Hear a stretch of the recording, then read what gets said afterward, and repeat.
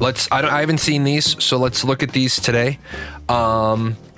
Expanding the role of corruption.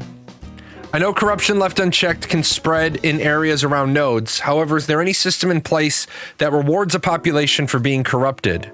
No. Corruption is a punishment. For example, if a node was allowed to become corrupted, would the corrupted ground allow players labeled as corrupted to be buffed back to their normal DPS? No. The way I would see something like this playing out is if the corrupted was spreading and a guild wanted to help spread corruption and became corrupted themselves, using the corruption as a way to allow themselves to successfully combat non-corrupted players' attempts to stop the spread of corruption. No, because remember, the corruption requires you to kill greens that don't want a PvP. Okay?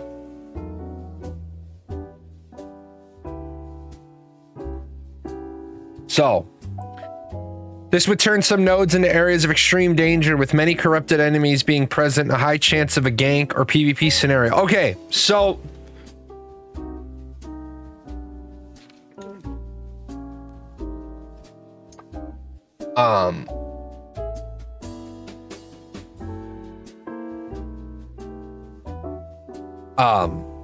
the corruption system is designed for you to not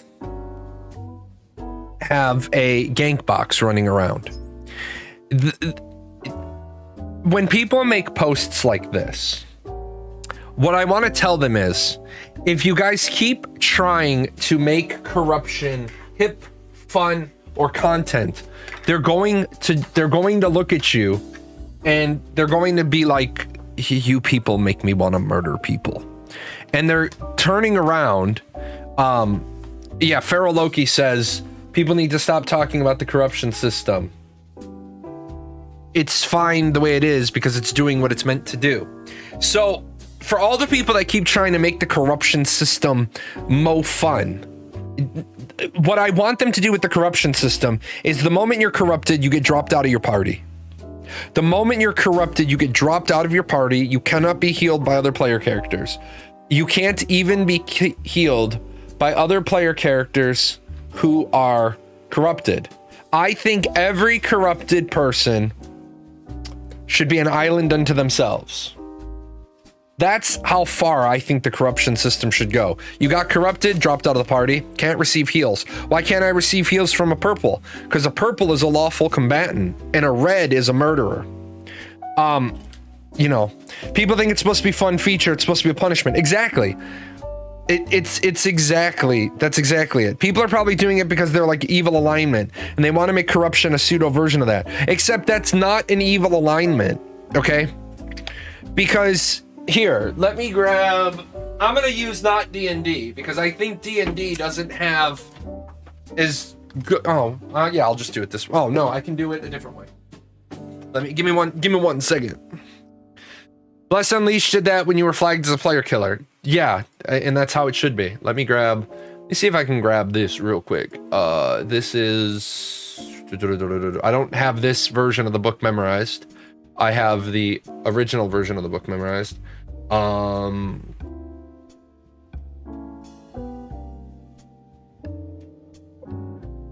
Oh, it's so sad. The book, it doesn't have the font isn't scanned in, so I can't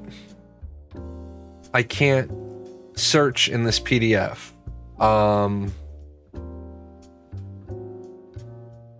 And they didn't go through the process. Let me see. Character creation. Why aren't the character creation rules in the front of the book? Shouldn't that be how all books are lined out? Character creation is in the very front. No, this book doesn't. I gotta buy this character. I gotta buy this book in hard copies, or I gotta print it. I know which pages stuff's on. Bionics. Where the hell is alignment? Here, where are you? I thought corruption is a valid path. No, corruption is not a valid path. Corruption is not a valid path at all. Yeah, I'm not gonna be able to find it in here. People think that, okay, so the corruption is not And of course, people are going to say, well, if I have freedom of choice, I can do whatever I want. The corruption is, imagine if going corrupted put you in hardcore mode. The moment you died, that's it. Roll a new character. Nobody would do it. Nobody would do it. Hi. Hi. Hi. Stop it. So imagine if corruption put you in a hardcore mode. Nobody would do that. Corruption is not a valid path. Corruption is the antagonist of the story. Corruption is what is responsible for people having to go to Sanctus for thousands of years. This person doesn't understand the point of corruption. What they're trying to say is, I want to be diabolic evil, okay? But you don't really want to be diabolic evil. You're trying to be like, you're trying to take Satan's job. You're trying to take, you know, the devil's job. That's not what a player should aspire to. And some people are going to say, well, I would aspire to that because, and I'm be like, yeah, you're going to aspire to that because you're an idiot. So how can one go rogue? Well, what do you mean by go rogue? See, the problem is when people don't understand all the rules. The problem is they don't understand all the rules. What does go rogue mean? I mean, the way you go rogue is easy, ready? And I'm not trying to be a smartass, but the way you go rogue is to pick rogue at character creation. What do you mean by go rogue? You mean be a bandit? Well, then you still caravans, which doesn't get you corruption. Remember, corruption comes from one place and one place only for players. It comes from murdering players that do not want to fight back. Basically, the only way you can get corrupted is by literally ruining somebody else's time. Don't pounce on me. The only way you can get corruption is by ruining another player's time. That's it. Yeah, well, what if I fight? Yeah, what if you fight? What if you fight in a siege? What if you fight in a war? What if you steal a caravan? What if you go to the arena? What if you're a bounty hunter? What if you're hunting down enemies of the state? What if you're hunting down other people who are flagging up? There's so many ways to PvP without killing non-combatants that when people say, I want the corruption to be more meaningful, no, it's like, you're missing the point of the game. It's like when people say, well, I want to be able to do whatever I want. Well, you must not be a very good board game player then, because every board game has rules. Like, what's the rule of chess? What's the rule of checkers? What's the rule of Monopoly? What's the rule of Go Fish? What's the rules of Clue? You could even give corrupted players an advantage of corrupted ground, increasing the number and levels of mobs, but decrease the aggro distance on mobs. Yeah, why? Corruption is meant to be a deterrent. Why would you benefit by it? Yeah, I don't get it. The more corrupted you are, the less corrupted monsters will aggro you, so it scales. Why would corrupted monsters follow rules? Like, why are you trying to say that there should be an advantage to corruption? The only way to get corrupted is by killing somebody who didn't want to fight. So therefore you started off by being basically a ganking asshole. Why are you looking for them to make your life better? They're not going to. Let's see. I see somebody is smart. Corruption for players is a punishment. It's not intended to be a story goal or any way a positive part of the gameplay. The explanation for corruption is tied to the story as an explanation, and related to the corruption, we see the world and monsters in that way. But it is not intended to be a regular part of gameplay or something to strive for. We will already have areas for kill-hungry players to battle it out, while also giving an area for beginners and people wary of PvP to stay away from. There will be open PvP areas where everyone is flagged purple and available to be attacked. And not, no, that is incorrect.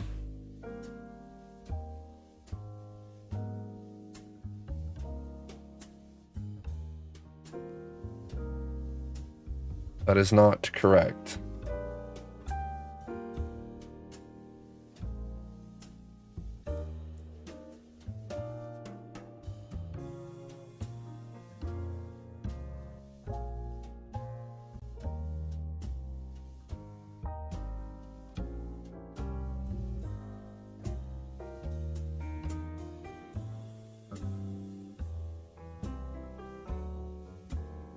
You guys can't see what I'm typing. I hate this. I seriously hate their forums. There are events where everyone is lawful and combatant, sieges and wars, or events where you can flag or you can join caravans. Yeah, so you guys can't see. Okay, dude, you're pissing me off. Go play. Go play. Hit. Go. Ram. Ram. Oh, it's gonna be one of those days. It's gonna be one of those days.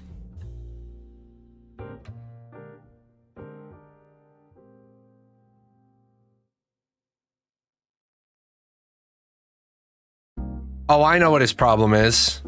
The king's been roasting his butt downstairs and there's nobody downstairs, so the fireplace is off, huh? That's his problem. All right, so yeah, this explanation was right, except there will be open PvP areas where everyone is flagged purple and available to be tagged without consequence. No, that's not true. But they will not be for corrupted players. If players want a free-for-all without consequence, they can go to areas like that and look for people to attack. They won't be able to attack the corrupted red selves over there and live free and happy. Yeah, I don't know where they got that. I don't know where they got that idea, but that's not true. Go, dude, go. Come on. Go! Here, ready?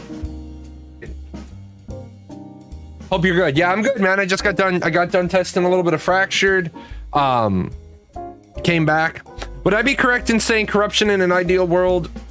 Here, I want to grab this. Would I be correct in saying corruption is in an ideal world a deterrent to stop mass world PvP from ruining others' experiences, while also giving that choice to gankers to risk a lot of hard work for 10 minutes of satisfaction? No, you wouldn't be correct in that, because the corruption system doesn't stop mass world PvP. This is what everybody constantly says. Oh, corruption's going to stop mass world PvP. And it's not, because let me Jahlon Ross this up. The problem that people are saying is that the corruption system is going to stop all world PvP. So you've got a world boss, right?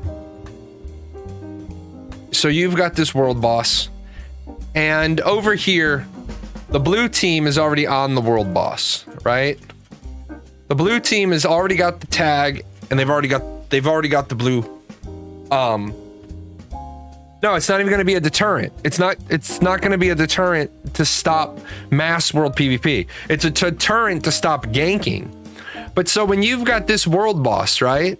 And you've got the blue team on here, they've got tag and the boss is at 91%. Well, here comes the problem. The yellow team shows up and they want this world boss. Now, the yellow team has to make two choices. Can we do 60% of the damage before this group does 29% more damage, right? No, 39% more damage. So, can we do 60% damage before they do 39% damage? No, the 31%. Jesus Christ, my math, my public math, 31, right? The answer is no. So then they decide to go purple, right? They decide to go purple to kill 1, 2, 3, 4, 5 specific people. The thing is that as long as everybody over here stays green, then there's not a problem. Well, what do you do when all of your tanks just got killed? Well, all of your tanks got killed. You all are on the aggro table. They're not on the aggro table. And now this boss is going to wipe out the rest of you. Now, your 5 people that ended up going red, they just run that way. Go find mobs to kill. Or you have, it's not even 5 people that went red. You might have 2 people that went red and they were the assassins. They go for the assassinate, and they get their kill shot, and then they disengage and they go grind off mobs. Of course, what's going to happen is when they get attacked, these guys are going to have to go purple to defend themselves. And remember, most people aren't going to be trained that when they get attacked to just stand there and take it. Most PvPers aren't, hey Araj, most PvPers are not going to get attacked and just be like, oh, screw it, I can be attacked and that person can get away with that.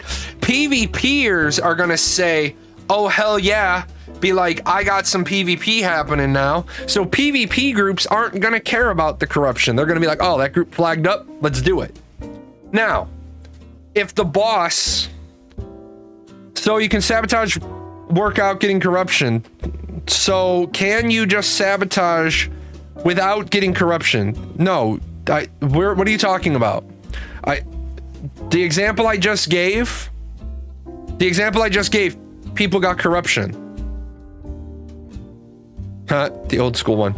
These people over here, they got corruption when they delivered the death stroke.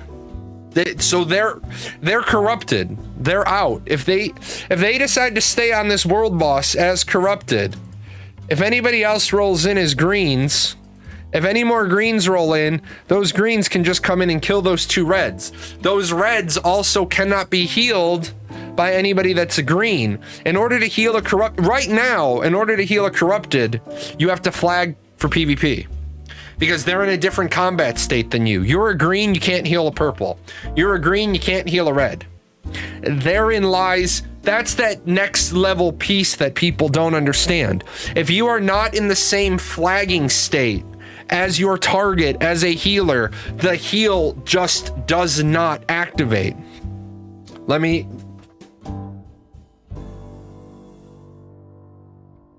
It's me and my boy. And my boy Plague Doctor, and we're out there in the wild, and I'm his healer, and he flags up and starts going ham on a group of 4 people, and I'm like, the fuck are you doing? I'm not healing you. I mean, you can just interfere with the other team to the point they can't beat the boss but not kill them. How do you do that? Everybody says that shit to me. You can interfere with the other team to the point that they can't beat the boss but you don't kill them. How do you do that? How do you interfere with the group of people that have tag and they're already established on the aggro table? How do you go in and fuck with them then? Everybody says that, but nobody ever gives me an example. Would their yellow friends killing them a few times clear the red status be a good solution? No, because if you kill them, they have to run back. If you kill them, they get saddled with the negative XP. You kill them, they gotta run back. If Intrepid tunes it the way it should be tuned, when you die, you would hold your corrupted debuff until you release your body, which means you shouldn't be able to be rezzed as a corrupted. Because remember, the corrupted are seen mechanically like monsters, and you can't res a mob. So you're not going to be able to, until that person releases to go to the respawn point, they're still going to have the corrupted debuff on them. So they're going to have to run back to the boss. Now, if Intrepid does their job right, so you only get corrupted only on the final blow. Again, get to the point where you can interfere with the other team and not get corruption. Or, sorry, that you can interfere with the other team and actually be a bother. How are you going to be a bother to the other team? Because you're not going to know their hit points. So everybody always wants to have all these cute and clever ways around corruption, but they don't dig into corruption. They don't dig into the game. You don't CC chain their healers, maybe. CC immunity. So you hit me with a CC, you hit me with a CC, you hit me with a CC. Okay, now I have immunity. You hit them enough so the boss can wipe them for you. How do you know that the boss is going to get the final hit and not you? There's the problem. Stealing aggro as a tank and making the dragon breathe on the raid works well for me. Appreciate the sub. Appreciate the gift, actually. Stealing aggro as a tank and making the dragon breathe fire on the raid. So let me get this straight. You're going to grab aggro. run into the middle of their group, most likely die, and you're going to assume that they can't heal through it. You're also going to assume that everybody in the other group is sub houseplant IQ, and they're not going to know to go left and right. Guys, you're doing all these on the... Oh, we didn't... You guys, 2 gift subs, and you didn't... Like, why is it that everybody's examples are always assuming that the other groups are sub houseplant IQ? Most will die and wipe. No, they won't. They won't do that. They absolutely won't do that. Because watch this. Number 1, how'd you steal my aggro from 5 tanks? How'd you steal aggro from 5 of my tanks? Because remember, what I said was, we already have tag and the boss is at 91%. My tanks better all have established aggro. So how are you gonna say, again, this is that great shit to say, but you're fucking living in fantasy land. Your tank is gonna walk up and just be like, oh, you've been tanking it for 9%. You've gone through dozens of rotations that generate aggro, but I'm just gonna be able to 1-button pull aggro? No, I don't think so. So yeah, the other thing is that if you do have a 1-button provoke, then aren't I gonna have that as a tank? And won't all of my tanks have it? So this is the problem. People come up with well, they're gonna steal aggro, but you never explain how. And so it doesn't work. How are you gonna run into the middle of a group without the shot caller telling everyone to avoid you like you're carry the plague? So yeah, guys, it's fine to come up with these like bizarre ass scenarios, but make them legitimate. Make them realistic.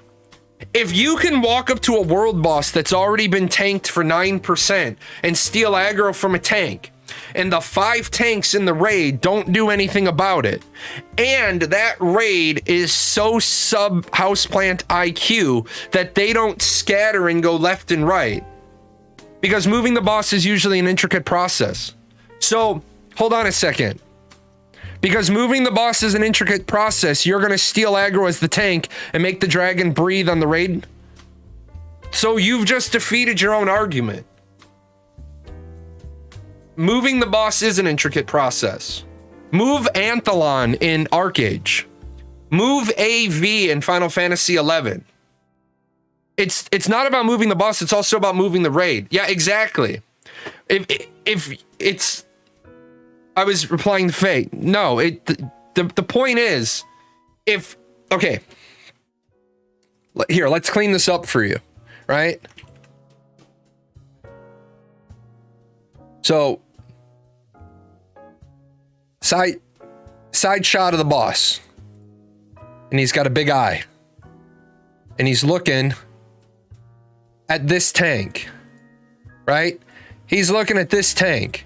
And the rest of his raid is behind him. Assuming, of course, ready? Assuming, of course, that Intrepid makes really shitty raid bosses that only have a frontal breath, and a tail swipe. I mean, because this whole argument is based on the fact that these bosses were written in the 90s, right?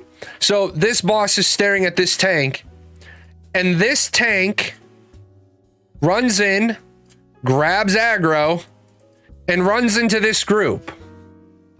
This group of people, it's really great that you're trying to make this as an example, but what you've done is you've said every one of these 39 people back here are sub fucking IQ. Just do it for the tail section? What the fuck do you mean do it for the tail section? All the people that are fucking here, right? They know the tail mechanic. So they are already gonna move when it's the fucking tail mechanic. You're basically saying that you're so good, you're smarter than 39 other people, and all 39 of those people in that raid are fucking mongoloids. Like, what the fuck are you talking about? What are you talking about?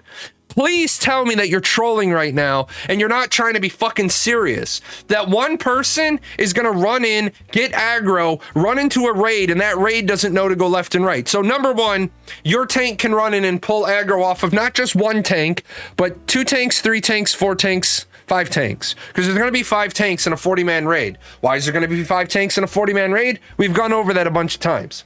So you're gonna run in, be able to steal aggro from a boss, run it into the raid, and that raid is also fucking stupid that they're gonna stand there and say, wow, I wonder why the boss's head has been slowly rotating this way. Come on. If you're gonna put together an argument, could you at least fucking make the fucking argument warmer than a bowl of oatmeal? Because that's a fucking dumb fucking argument. You don't even have to hurt them. Slows and CCs are often enough to make them die for the boss. Again, potato chip. I wiped random raids in other games accidentally doing that as an OT. How hard? Holy fuck. Are you trying to say that you've wiped a fucking raid when you've been in the raid and on the aggro table and you fucked up? That's fucking up from inside the raid. That is different than using a world boss. Okay? For fuck's sake, you're talking about other games. Jesus Christ. Honestly, this is... You're saying that a tank from outside the raid is going to be able to fucking run in, grab aggro, and then run into the group of people, and that group of people are going to stand there and be like, who the fuck is this guy? Why the fuck is he... Are you serious? It's different if you fucking cause a wipe as an off tank because they're expecting you in their fucking midst. You're the off tank. You're supposed to be in the middle of them. Actually, you're supposed to be off on the side. So the exact thing that you just said doesn't happen. So I don't know why the fuck you were in the main raid. You're supposed to, as the off tank, you're supposed to be on the other flank. So if the main tank dies, the boss will turn to you and not do what you just did. So I don't know what fucking raid groups you've been in, but your raid leader needs a fucking full frontal lobotomy. With that said, right? That's dumb. Back to potato chip. Potato chip. Really? So I'm a healer. I'm a healer, and you from outside the raid put a debuff on me. You do realize I can clear that debuff without flagging for PvP, right? So you put a slow on me, cleanse. You put another slow on me, cleanse. You put a third slow on me, ineffective, because I've built up CC immunity. If you guys are gonna if you guys are gonna come with the next level bullshit, if you're gonna come with that next level stupid bullshit, number one, at least know the rules of Ashes, and number two, you know, don't grab aggro then run in the main raid. That's silly. Grab aggro between boss and their main clump. You can't grab the fucking aggro. What don't you understand about this? How are you gonna grab aggro off of me as the main tank? I've tanked it for 9%. If you can walk in and grab aggro off of me and run into my raid, what we really have here is a shitty game. Intrepid has failed. Intrepid has failed their ass off if aggro management works the way you're talking about. So what you're doing is you're arguing like a third standard deviation. This is only possible if the entire design team is fucking Muppets. Nobody thinks about this scenario and they don't actually make a decent game. Are you serious right now? If that exists, we have a shitty game. And I don't want to play a shitty game. There should not be a taunt, a provoke, a single button that puts you to the top of the aggro list. Why? Because if there's a single button that puts you to the top of the aggro list, you have a shitty PvE raid mechanic. Then aggro management is absolutely meaningless, and every ability in the tank's kit doesn't need to have advanced aggro generation. If I have a provoke button like I have in Final Fantasy XIV, the fucking game sucks balls. The provoke button in Final Fantasy XIV exists for one situation only: tank swaps. Tank swaps. All of it. In Alpha, you got one shot by the boss, so the chances you just cleanse my slow and survive is very low. Shut the fuck up. Honestly, shut the fuck up. Alpha 1 was not a content test. Alpha 1 was not a content test. Alpha 1 had a fucking number 1 in its goddamn set of what are we testing. It literally said, Alpha 1 is not a content test. And you just said in Alpha 1. So now you're trolling. Okay, now you deliberately want to just troll. Holy shit, you know what? In Alpha 0, as a fucking ranger, I killed 27 people straight, and somebody asked if I was a dev. So Ranger's already broke. Holy shit, guys. Ranger's already broken because an Alpha Zero. Come on. The whole premise is based on two assumptions. There's an instant aggro max and the boss flips direction instantly. Yeah, if the boss automatically does a 180 mirror, that's bad game design. You don't even use Rogue for tank swapping, you use Shirk. Yeah, I mean, you can do it either way. I like to Shirk when I need a drink. What I do is I make sure the other tank's paying attention. Love you. Hey, I love you too, man. Some of these people, man, guys, some of your fucking arguments, like, bad. Oh, why? Why do they do this? Why do they do this to me? Nerf all range classes. That's right. Nerf all ranged classes. Could these guys please figure out that Friday is a horrible day, like, to do this? But guys, seriously, you're worried about because other shitty games had shitty mechanics. Why do you assume Ashes is gonna have shitty mechanics? Why is the assumption always Ashes is going to mirror these shitty mechanics? Also, this leans on that none of the members in the raid, even if the stupid would say, hey, that guy needs to die, he's making a struggle. Yeah, keep in mind, Potato Chip, that the thing that you've forgotten, is if you're sitting there pestering me, you're seeing me as a healer. You know what? There's going to be a group of people whose job it is to do. What do you think my rogues are going to do while you're pestering me? You're purple, right? You're purple and you're hitting me. My rogue is going to be like, I'm just going to hit the button. Hey, being harassed. The rogues are all going to turn around and be like, this is what the rogues are going to do. The rogues are going to be like, oh, I can't do it on this screen. The rogues are going to do, oh, there's somebody on our healer. That's their job. That's their job to come and deal with. Why? Because it's their job to come and deal with it. You're a purple, so they can kill you without corruption. And then guess what they do? They stealth and walk away. They stealth and walk away. Now your guy is dead and taken a death. The rogue stealths and walks away until his purple counter is down. When you get rezzed, you're purple because your timer's for 5 minutes. That means literally my rogue. Then you get a scenario where my rogues are going to be constantly protecting the healers by taking out anybody who's trying to outside CC. But this mentality that, so you're going to go purple, well, then a PvP group's just going to turn and wipe you. Why are you assuming that the group, you're already at the point and you're like, oh, we're going to be able to do 15 things all at the same time and not get killed? When you're at the correct level, there shouldn't be a one-shot hitting boss unless it's a tech that's telegraphed, rather easy to avoid. Exactly. And also, I'd like to point out, you're standing there, right?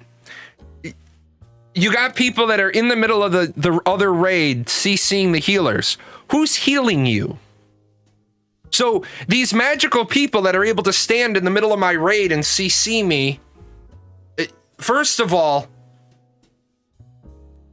we're going to just kill you.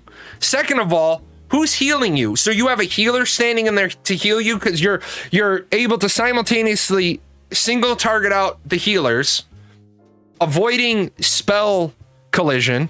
So you're purple, avoiding spell collision, avoiding all the boss mechanics, and not dying. Fuck, man. That's like that next level fucking like elite, uber elite, triple S rated player right there. My example with 10-man trolling raids, then it's fair play, but expected corruption even if you execute a perfect execution of 101 and a boss kill, Intrepid will change. Yeah, and like I said, I keep telling people, if you keep fucking monkeying around with corruption, all corruption is going to get changed to is this. Did you hit the person within the last 12 seconds? Yes. Did the person die? Yes. Have your corruption. That is... I guarantee you guys, that is the next evolution of corruption. Instead of the killing blow, it's going to be anybody that was involved in damaging the person takes corruption. The best course of action is the one-shot the healers and escape. So you're going to simultaneously one-shot 5 healers and 5 bards. So you're going to kill 5 clerics and 5 bards. I don't think that's going to work. To be honest, it should depend on damage percentage. No, it shouldn't. It's real simple. Did you hit the person within the last 12 seconds? Yes. Were they green? Yes. Did they die? yes, you get corruption. One-shotting isn't a thing. One-shotting is a thing. One-shotting isn't. One-shotting isn't number to number. I'm assuming it raid with equal numbers. So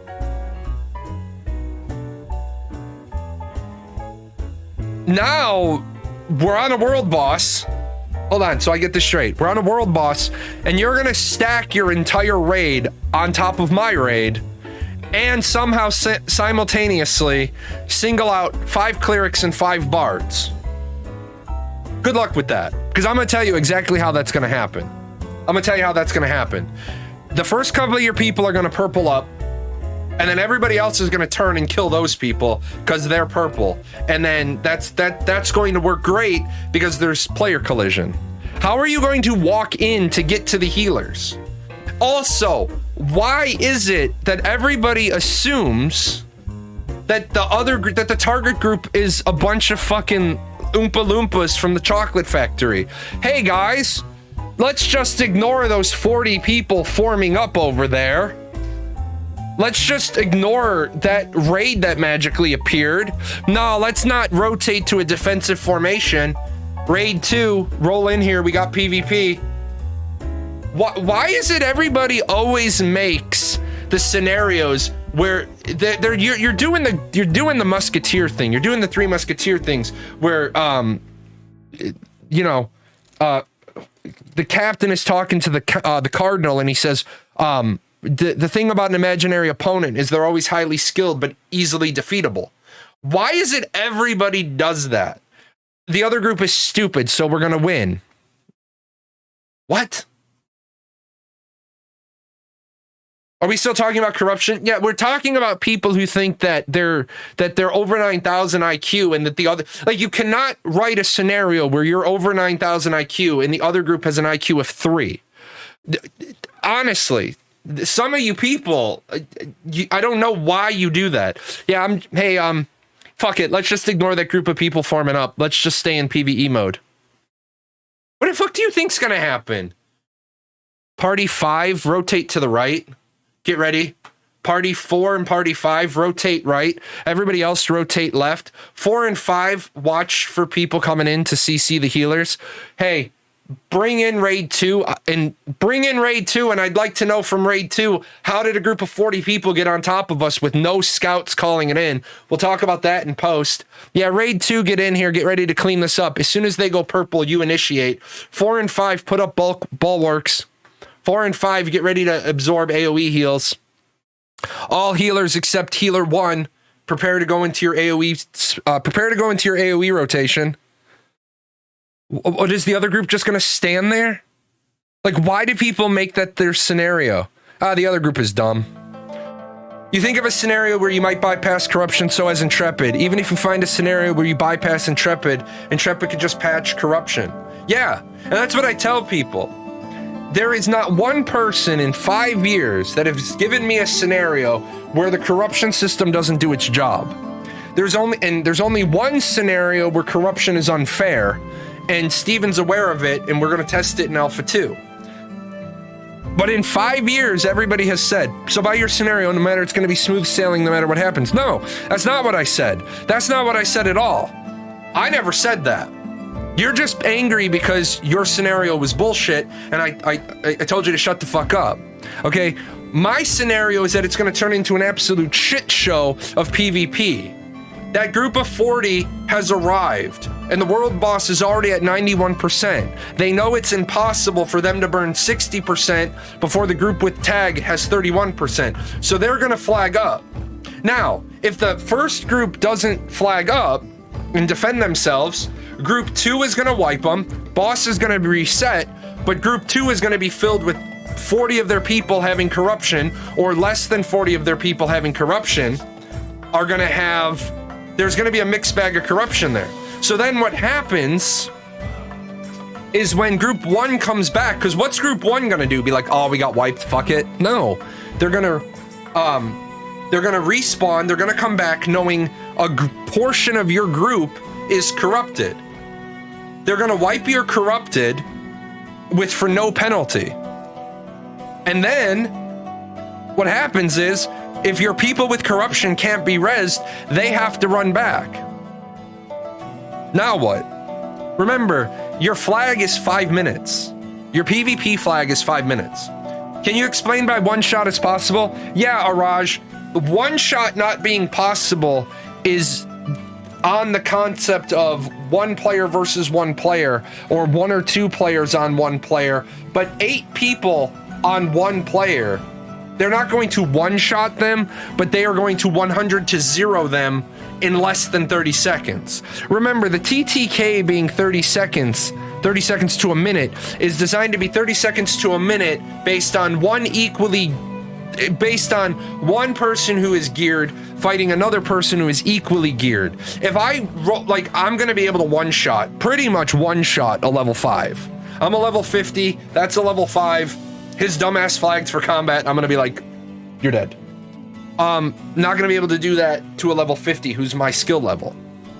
But can you eliminate somebody 100 to 0? Can you alpha strike somebody? Sure, absolutely. Absolutely you can alpha strike somebody. But that's then going to be where Intrepid tweaks the corruption rules. And like I said, right now,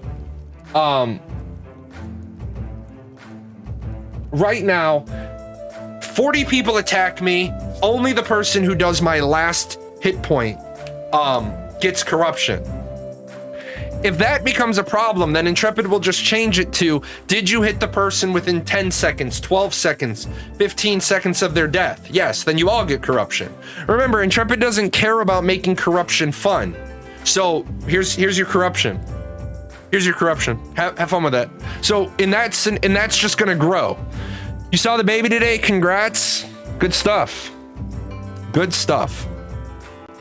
Let's see. I hope everyone wanting corruption playstyles goes Murder Hobo and Alpha 2. Please show Intrepid they can't keep you away from killing whoever you want. Just expect you're now not getting open world. No, stop with that shit. Corruption does not interfere with open world PvP. We just have been on this topic for 50 minutes. Corruption does not stop open world PvP. Corruption stops ganking. It stops. In fact, let's change the scenario a little bit, right? Let's flip the scenario around a little bit where corruption is going to actually, the corruption system is going to encourage PvP, right? You got your world boss, right? And you've got raid 1. And raid 1 is here, and the boss is at 20%, right? Raid 2 shows up, right? Raid 2. They know the only way that they kill this boss is if they kill raid 1. Raid 1, what's raid 1 gonna do at 20%? Let their whole raid get killed? No, raid 1's gonna be like, shit, 40 people up on the hill, get ready to PvP. Because raid 1 needs to wipe, if raid 1 wants to keep the boss, then they need to wipe this raid and stay on this boss. Raid 2 needs to wipe raid 1, reset the boss, and burn the boss before raid 1 gets back. You notice how the flagging system, the corruption system, didn't stop PvP, it actually encouraged PvP? Because raid 1 knows if they want the boss, they've done 80% of the work, they need to PvP. They can't stand there and take it. They can't stand there and take it because if they do, the boss is going to get reset. This whole mentality that the corruption stops open world PvP, there is not one place in one time that one person in 5 years has given me a scenario where corruption is going to stop world PvP, and they get mad because I turn around and I say, because of the way corruption works and flagging works and world boss works, raid 1 has no choice in that scenario. They must flag up because they can't take it and get wiped. Sure, if the boss was at 100% and they were just starting, they might be like, hey guys, everybody get the corruption. Everybody take the corruption. Because remember, either 20 to 30 of those people are going to have corruption, and then they can just walk back and they don't have to flag up. They just walk in, kill this red, first name, 100 to 0 him, second name, 100 to 0 him, third name, 100 to 0 him, because everybody else would have to flag up. And if you kill raid 1, then who's come back, you get even more corruption. Knowing how corruption works is a strategy. Knowing how corruption works is a tactic. If I'm on a caravan and I see a guy following us just outside of the caravan flag radius, am I going to let that guy continue to shadow our caravan? No. I'm going to be like, hey, party 4, go kill that guy. Whose turn is it to get the killing blow? Well, party 4, that's a party 4 problem. That's a tactical level problem. Guys, go kill that scout. Why? Because he's been following us for 6 minutes. I have a feeling he's got friends on the way. Go kill him. Okay, he's dead. Change the route. Alter the route. How did corruption stop open world PvP there? It's a decision you make. It is a decision you make. Now, maybe I know that, ready? Where we at? Maybe I know that I can bottleneck a route. Maybe our caravan is almost safe. Maybe I can bottleneck a route. We're close enough to the delivery point where I can break off parties 4 and 5 to go bottleneck a route. I can, hey, Leonidas and your 300, go plug up the hot gates, because nobody else is going to intercept us. Maybe we've been chased. Maybe we've been engaged a couple of times. We're on our way to the node by the sea. So I'm on comms and I'm like, all Paradox who are in our town, form up a raid. You have 70 seconds. Whoever is available, get into a raid and start rolling your ass down the yellow brick road and find us. We are in between the town and the harbor. We are just north of the Deadwoods freehold. Everybody starts rolling out. That's a call to arms, by the way, for people who've never been in a guild like that. When God speaks on the team speak and says, all hands on deck, get into a raid, we're in trouble. Everybody blah, blah, blah, blah, blah, blah, blah. The raid just starts to fill up. If your shit gets jacked up and you're not moving stuff at a dumbass time, that's what your guild should do for you. But then again, your guild should already know you're planning on moving expensive goods. The thing I hated about Arcage guildmates, you'd get these new guildmates in Arcage and they'd be like, oh my god, I'm in so much trouble. I'm in so much trouble. My merchant ship full of larders is being attacked. Why the fuck are you moving a merchant ship full of larders during prime time without the guild knowing you're moving it? So, what is the etiquette if you need to run past the caravan? Well, remember, caravan is going to have attack, defend, or ignore. Although we haven't seen it in practical application yet, I would imagine that if you're going to be running past the caravan, it's going to put an icon above your head if you've chosen to attack it or chosen to defend it.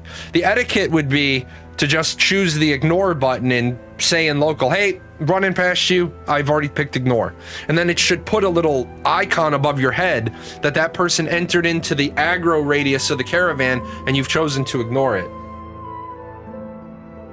But that's assuming Intrepid does that. I would hope they would do that, because I don't want to start butchering people on the road just because they're there. But again, that's a roll. You don't know what's in that. That could be 10,000 logs. It could be 10,000 gold ore. It could be 10,000 dragon teeth.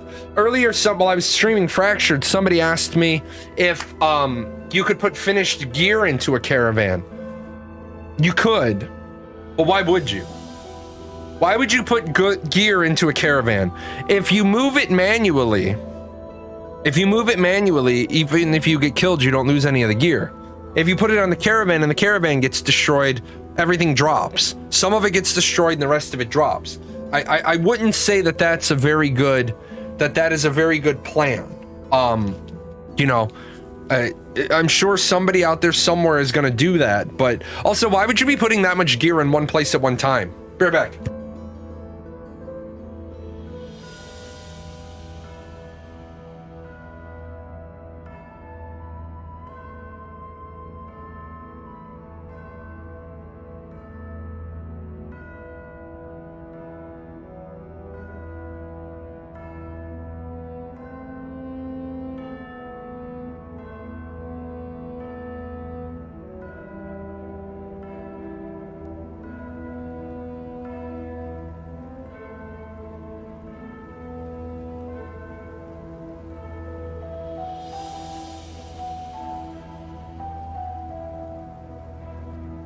Oh, okay. So, expanding the role of corruption is over. Let's look at the other one. Let's look. Oh, there's two more. So based on what we have seen in the road development, does the developed road take the form of the highest level node and go all the way in the node, or does it go up to the level? No, it would go down. So the highest level node is the parent node. It sets the pace for the area.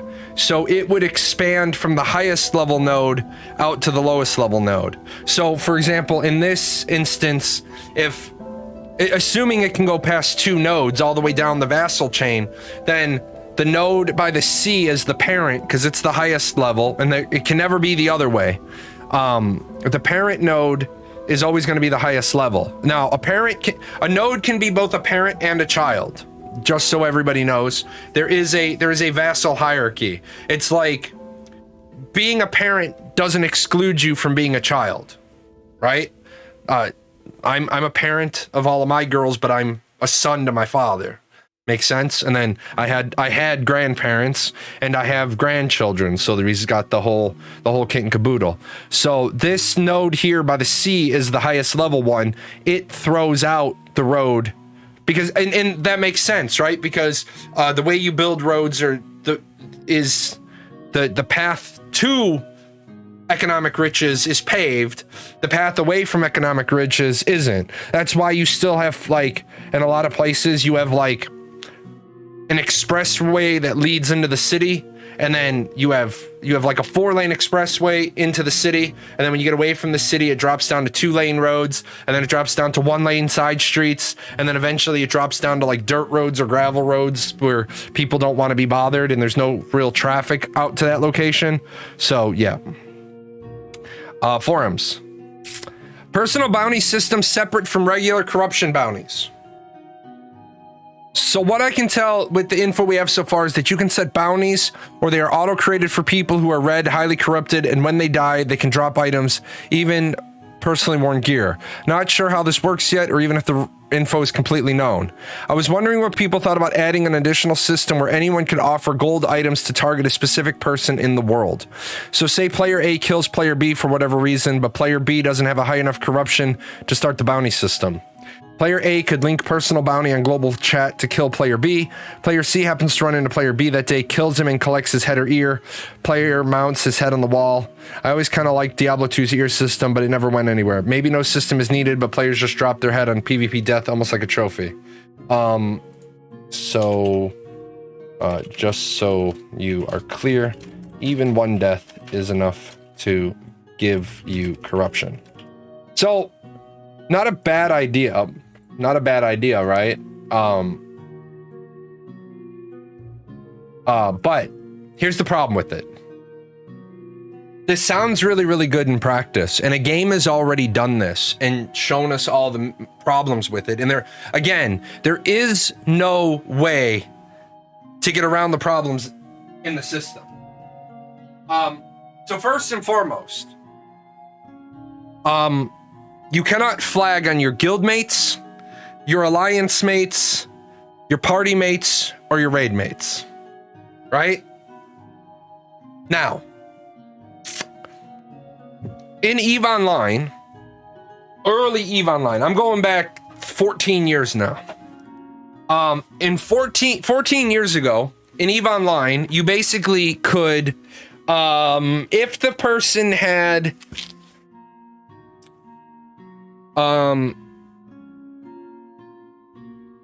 a less than 0 security status. If they had a less than 0 security status, but not -10, they weren't wanted yet. They had a less than 0 security status, but they were above -5.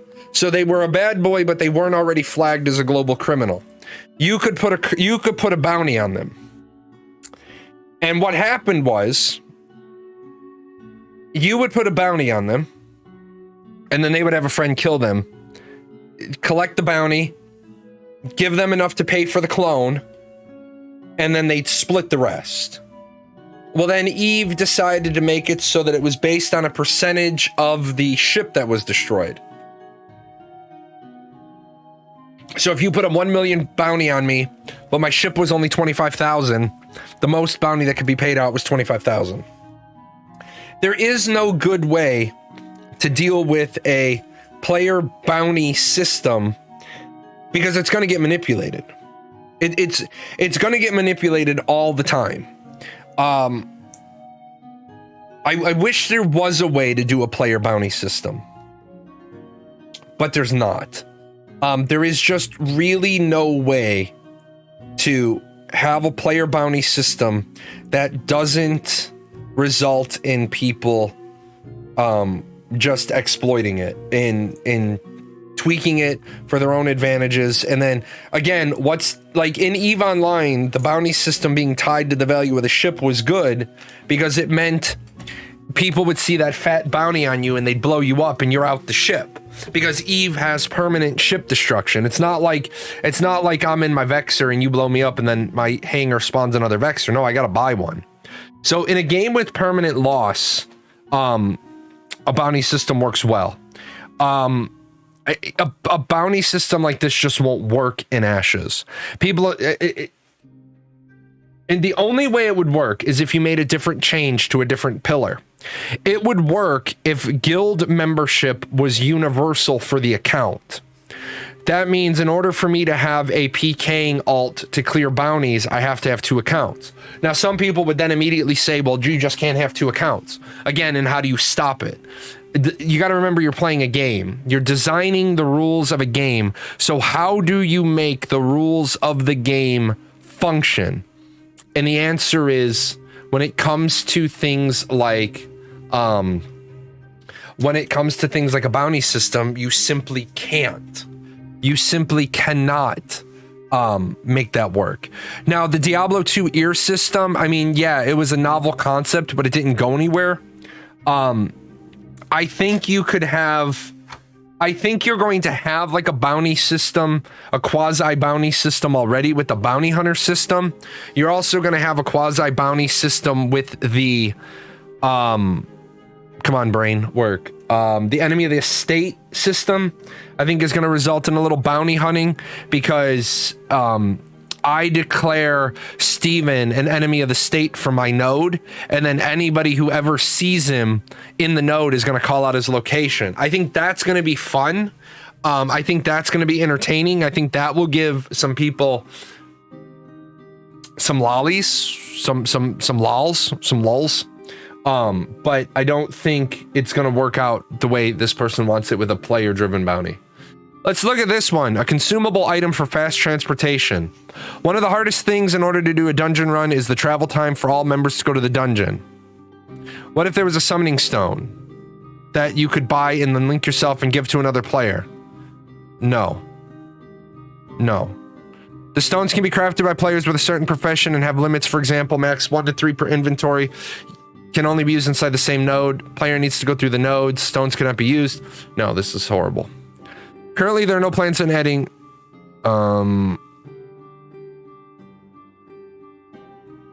just gonna go down to the. Goodness. I don't know why it does this. This is such a horrible forum. There is already a plan to address the OP's concerns. It is called the family summoning system. As long as a family member of yours is already at the dungeon,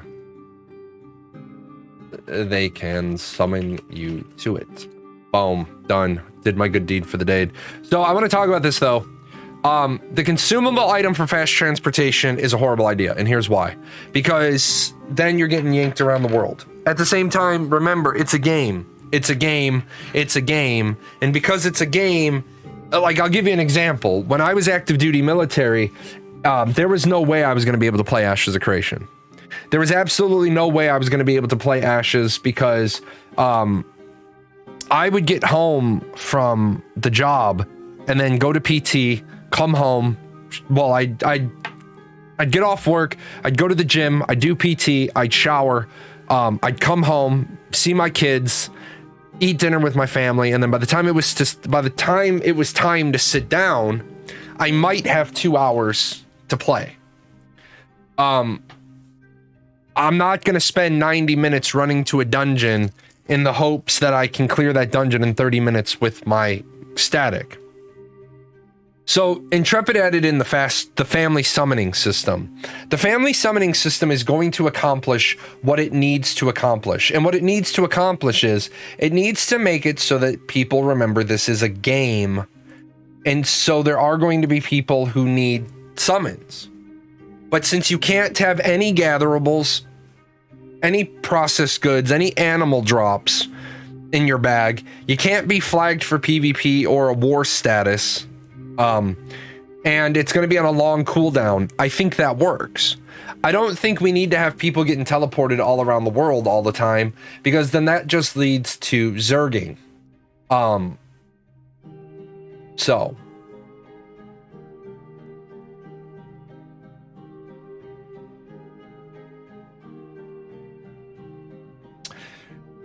Should distance add to cooldown? No, you just put it on a 16-hour cooldown. You don't, here's the thing. When I say you just put it on a 16-hour cooldown, anybody who's going to argue that 16 hours is too long is the person that doesn't need the system. Question about the family summons. Can you only be one family? I know family size will be limited. Yes. You cannot, you can only be a member of one family. Can you summon someone while you're driving protecting a caravan? No, because if you're driving a caravan, you're already flagged for PvP. If you're defending a caravan, you're already flagged for PvP. So you wouldn't be able to summon somebody because you are flagged for PvP. Easy peasy. You can't be summoned if you're flagged for PvP, and you can't summon anybody if you're flagged for PvP. I don't know if we're going to get this one this time either, guys. Maybe. Got an artillery. Level 5 Toad. We'll see. But no, I think that people have to remember that it's a game. And if you don't remember that it's a game, then you're going to run into the problems of you've made it too exclusive and too niche. And there's nothing wrong with, like you guys saw, I don't have a problem with niche games. You saw Fractured. Fractured is going to be a very niche game. I said to Prometheus once, I said, you know, you're going to be a very niche game. You're going to be a very small game. You're going to have a very small community. And he didn't he kind of like was like, well, what do you mean? An isometric downward looking full loot game is already isometric. So it's already, I would say 80%, I would say 80% of the MMORPG world doesn't like isometrics. Okay, 80% doesn't like isometrics. And then full loot drop games, I would say 80 to 90% of the genre doesn't like full loot drop games either. So you've basically, it's like you've cut your group down to 20% with the hopes that the full loot doesn't cut that down by another 80%. You know, you can hope, you can dream, but sometimes you have to realize that your dreams will be memes, or your memes will be dreams, whichever way that goes. Can families be adjusted if someone quits? Yes. You can kick somebody out. There'll be a cooldown between joining a family and leaving a family, or leaving a family and joining another one. I don't, but the idea that they go made up for it, that's because I don't mind full loot and the hardcoreness. Yeah, but see, Zetrix, the problem is what I said was 80% of the MMORPG world won't play an isometric. So the very fact that it's isometric, your target audience has, it's like, ready? So here's the entirety of MMORPG players. And then you've decided to make an isometric looking game. So what happens is that this side of the box is red to you. You don't get them. More accurate, 80% won't try it. No, 80% won't play it. 80% of MMORPG players don't play isometric downward looking games. All right, and then when you do full loot, right, of the 50% that are remaining, you better hope that only 50% won't play a full loot drop game. Can I define full loot for you? You drop everything on your character when you die. all your armor, all your weapons, your whole inventory. You drop everything when you die. That's full loot. You don't mind it till you lose a lot of items and then decide it's not worth building back up. I don't like top down. Yeah. Yeah, I don't like top down, but I feel Fractured could be an exception for me just because of how interesting it is. Yes. Lost Ark is isometric and it's going to be very popular. No, it's not. Define very popular for me. Define very popular. Give me a number. Put a number on that. Because everybody told me New World was going to be hella popular and New World was going to be the greatest thing since Betty White, and New World never popped 1 million concurrent players. So how popular was it really? New World didn't retain its it didn't follow the standard downward growth curve for its retention. New World basically dropped out of the sky. See, you're supposed to have a gradual reduction. If you start with 1 million players at launch, if you have 1 million players at launch, no game developer in the world is going to retain 100% of their players. There are different curves for different games, different models. So there's not like one universal, like this is what it'll be. It'll be 63% after 1 month, 58% after 2 months, and 45% after 3 months. Because is the game a box price with a sub? Does the box price come with 2 months sub? Is it a free to play game? Is it a pay to win game? If it's free to play, it's pay to win. So there's a different curve for every game. New World lost so much of its followership. New World queue at the start, lack of anything rewarding after the level grind. Right. New World is not a game. New World is an alpha. New World doesn't have 300 hours of content. New World has 3 hours of content that you do 100 times. I believe 90 days in, Lost Ark will be bigger than New World was after 90 days. Of course it will be. You're comparing apples to chimpanzees. Okay, here, let me do this. You're comparing apples to chimpanzees. Because one of those things, right? One of those games has a box price. Okay? And one of those games is free to play. Right? So this is your barrier to entry scale, and ultimately a free to play game is the very bottom of the barrier to entry. Barrier to entry. There's absolutely no barrier to entry. Lost Ark is the only current MMO that is growing its player base in Korea.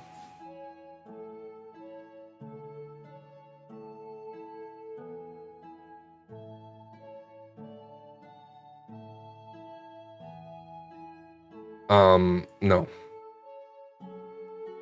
Hold on.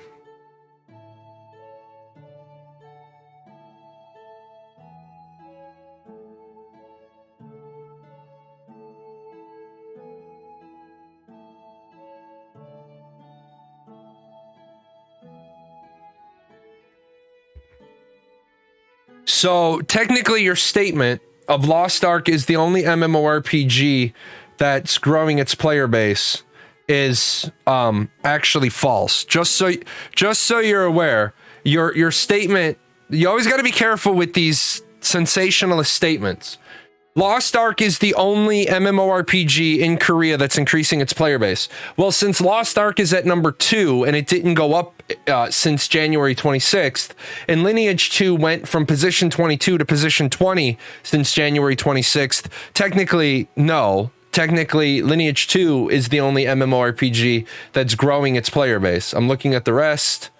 Yeah, so Blade and Soul. Blade and Soul also grew its player base. It went from position number 28 to position number 26. So be careful with the statements you say, because you've got to be able to back up. You've got to be able to back up the statements that you make. Oh, what the hell? I hate this. I hate this new program. Let me see if it'll grab it now. So always be careful, because it takes a few seconds to get statistics. And then if you make sensationalist statements and somebody can disprove them, you'll notice your statement wasn't Lost Ark was at a certain amount. You said Lost Ark is the only game growing it's the only MMORPG growing its player base. Well, Blade and Soul grew and Lineage 2 grew, but Lost Ark is that number 2. It's behind League of Legends. So be careful with those statements. Now, how many people are playing Lost Ark is a different discussion altogether. Again, you're talking about New World, which had a box price, right? Appreciate that, Bed Dave. You're talking about New World, which has a box price, and Lost Ark, which is free to play. Now, the problem is we can't get a specific number, right? I don't want the total number of players off of the Steam chart. I don't want that. What I want is player retention. Okay?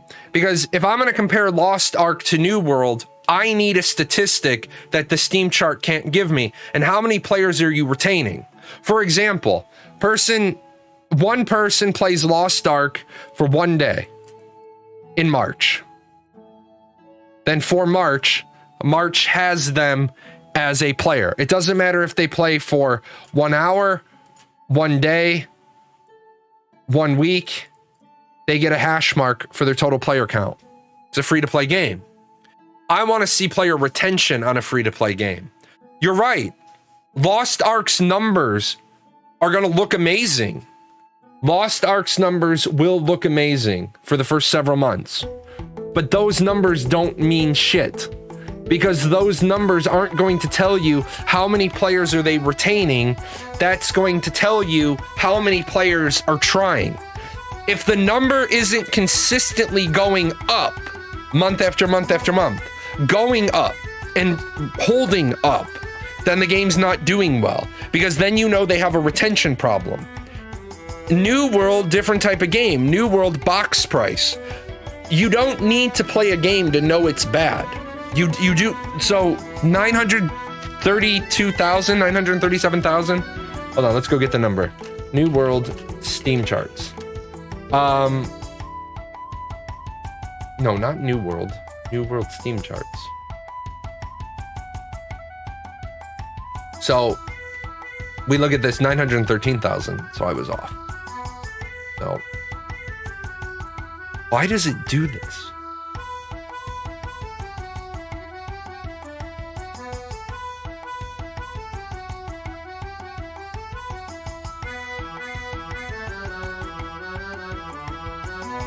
So here's your New World. Here's your New World numbers. And look at how horrible these numbers are. Right? Look at how horrible these numbers are. You have retained 62,000 players. Now, also, I wanna remind you, I don't know if they've retained. I don't know if those 62,000 players are from the original 913,000. And there's no way to know that. They don't give us that level of data so we can do that data analysis. But what they have is they have 6.8% of their all-time peak. The game came out in September. To be at 6.8% is way, way, way below the standard regression curve. Isn't it normal for MMOs to peak at launch and decline over the next few months? Yes, and that's what I was talking about. There was no expectation that New World was going to retain 913,000 peak players all the time. If New World was healthy, that number would go up. That 913 would have gone to 1 million in the second month, would have gone to 1.25, because you're supposed to have a curve for your product that looks something like this. Your curve should, in 1, 2, 3, 4, 5, 6 months, your population, I hate not charting 0, so I'm gonna put 1 million right here, right? And I'm also gonna add onto this line, this is our critical mass number. Our critical mass number is we can't have less than this. So I'm going to say this is 500,000, right? So they know, no, MMO population is not a respectable site because they gather their data based on forum threads and Reddit posts, and absolutely not. Losing money less than the critical mass. No, depends on the game. It really just depends on the game. So what you should have at launch, if you launched with 1 million, you should have a growth for the first couple of months, and then you should have a gradual leveling off, and then you can have periods like this. Over here, you could have had a period like this, right? But this is what New World did. New World said, hold my beer, right? New World said, fucking hold my beer. And they went straight down. Like within 90 days, they were less than 100,000 people. That's not good. On February 8th is the head start for Lost Ark. Won't they tell you how the interest is for Lost Ark? No, because the head start is a buy-in. Okay, so again, Lost Ark is going to follow this. Let's do Lost Ark here. Lost Ark is going to follow a curve that looks like this, right? Because Lost Ark has a buy-in for X amount of time, and then they're free to play at that point. So they're gonna spike, right? They're gonna spike. But the problem is, because it's free to play, they lose one person here, but they gain one person here. They lose a person here, they gain a person. They lose a person, they gain a person. So that's always the problem. I want to remind people with numbers. The Thomas Crown Affair, good numbers. Give me good numbers, Jimmy.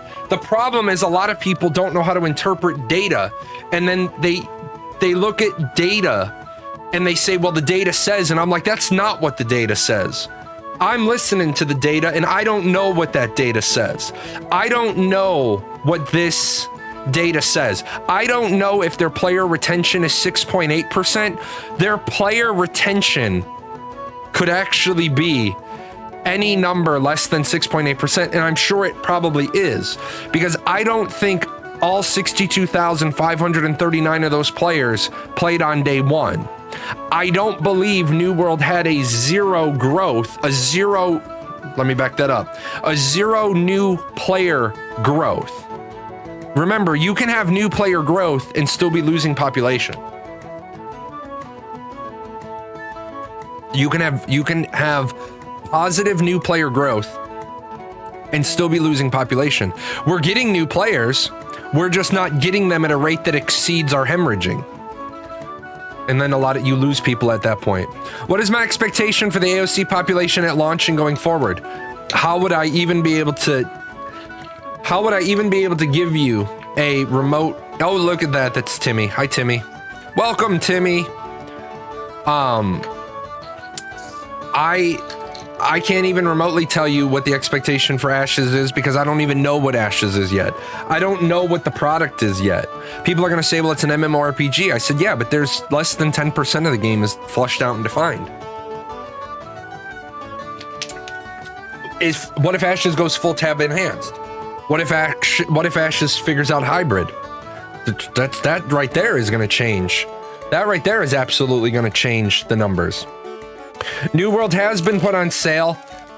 New World has been put on sale, so I'm sure some new people picked it up. Yes, absolutely. I'm sure people picked it up. I'm also sure that there's a lot of bot accounts in New World. So, you know, if we have 62,000 people playing, how many of those are bots? The thing is, guys, remember, New World's a buy-to-play game. In a buy-to-play game, the developer has no commitment to you. The developer has no commitment to you for your day-to-day enjoyment, because they already have your money. Retaining you as a player costs them money and earns them nothing. People are like, well, what about cash shops? Let's be honest. A lot of people that play in a game with an optional cash shop never buy anything from the cash shop. Never buy anything from the cash shop. Intrepid actually gave you a little sneak peek into that by telling you that their estimated average revenue per paying user was going to be $23 a month. Obviously, they had something that got them to that number, but an average revenue per paying user of $23 a month means they expect a couple of people to spend $5, a couple of people to spend $25, a couple of people to spend $115 buying every cosmetic, and then they also expect there to be people who spend absolutely nothing on the game. They expect that there will be people who spend nothing but their monthly sub. Their monthly sub is 15, so that means they're expecting people to be spending enough to cover many people's $8. So much will happen before launch for Ashes of Creation, hires, people leaving, game decisions, things not working, bug fixes. Yeah, absolutely. Like, a lot of people were giving Michael Bacon a bunch of shit, and I covered this, and I talked to Bacon. Bacon and I speak. I have no problem with Michael Bacon leaving Intrepid Studios. No problem in the slightest. Some people were being downright malicious to him and saying he should have stuck it out until the game launched. Guy had a death in the family, all right? If people want to judge before they listen to the whole story, guy had a death in the family. You know, he did. He got paid very well. Because remember, okay, let me break it out for you like this, and a lot of people forget this. And it amazes me how many people don't even know the situation they're in. Okay? Job A, job B. Salary. 40,000. 40,000. Hours worked. 40. 40. Responsibilities. Lead. Management. Cog. In the machine. Commute. 10 per week. 0 per week. All other benefits, all other bennies. We're just gonna call this package A, package B. No, package A, sorry. Package A, package A. If I showed you two jobs, these exact two jobs, okay? Look at that. Somebody didn't even wait for me to spell it all out. They said, I'm taking job B. They're like, I know where Jahlon is going with this, and I'm taking job B. 40,000 a year, hours worked 40. One of them is a lead management job. One is you're a cog in the machine. One, you have a 10-hour-a-week commute, an hour each way. One, you have 0, and all your other bennies are package A. All other things being equal, you're really boiling down the job to two things. You're boiling down the job to this. Do you want to be a lead for 40,000, or do you want to be a cog in the machine for 40,000? Number two, how many hours a week do you want to commute? Now, what if I did this, right? What if I did this? Now job B becomes the automatic, I'm taking job B. I'm going to pay you more for less responsibilities and less commute. And people wanted to shit talk Bacon? It depends on your age? No, stop. It doesn't depend on your age.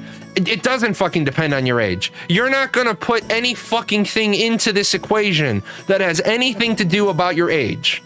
Because there is not one criteria up here on the board that has anything to do with your age. If you're young, A could be better to put your name on the back map. No, it won't be. It won't be. Resume experience, so many of you are fucking conned by job titles. I'm the assistant executive to the executive assistant. What does it matter? What does your job title matter? I tell you guys this shit all the time. Your job title does not fucking matter. Your job title doesn't matter. You know what matters? Your salary.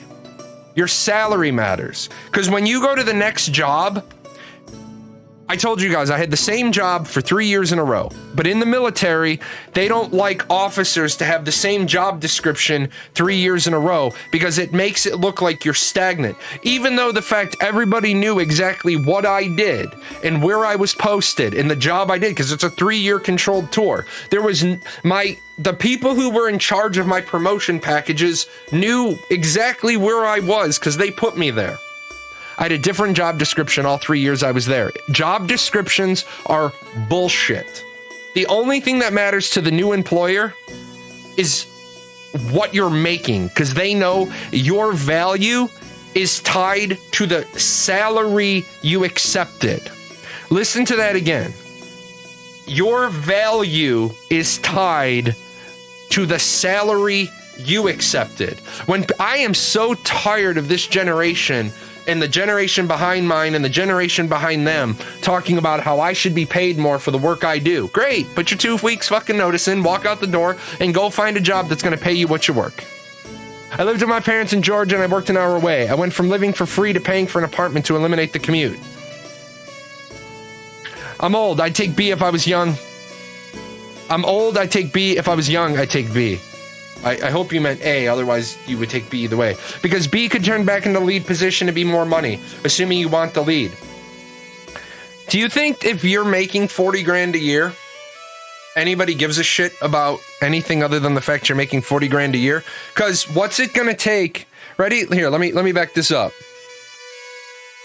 Here, if you're in job B, and I wanna poach you. I want to take you out of job B, because now I'm gonna let's just do it, because why not? Because we can. Ready? I'm creating job C, and I want to poach you. Salary, okay? Might need to bump you. Hours worked. Could give you 4 10s. 3-day weekend. Right? I could do that, right? I could give you 4 10s and give you a 3-day weekend.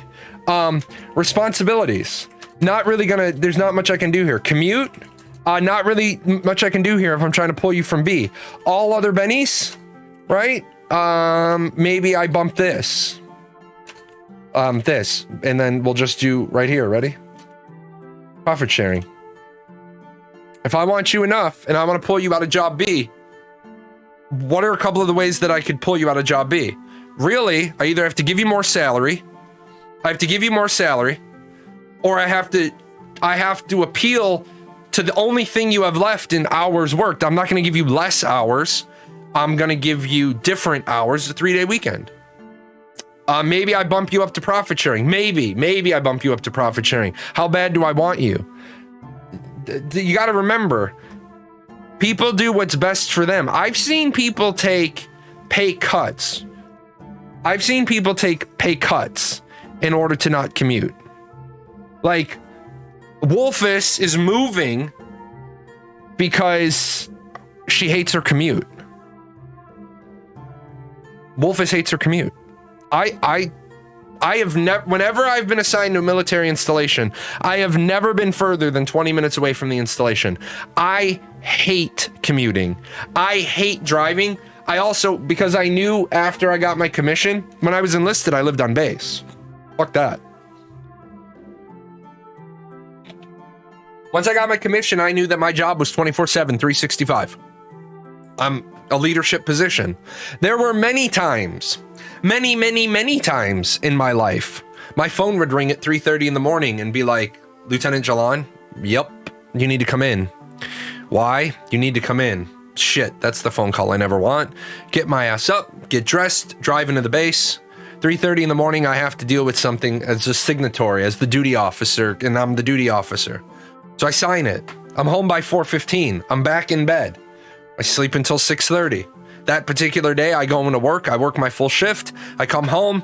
I'm still the duty officer of the day, and at 11:30 at night, they call me and they say, you need to come in. And I'm like, son of a bitch. I'm still the duty officer of the day. That's why I didn't live an hour away from the base.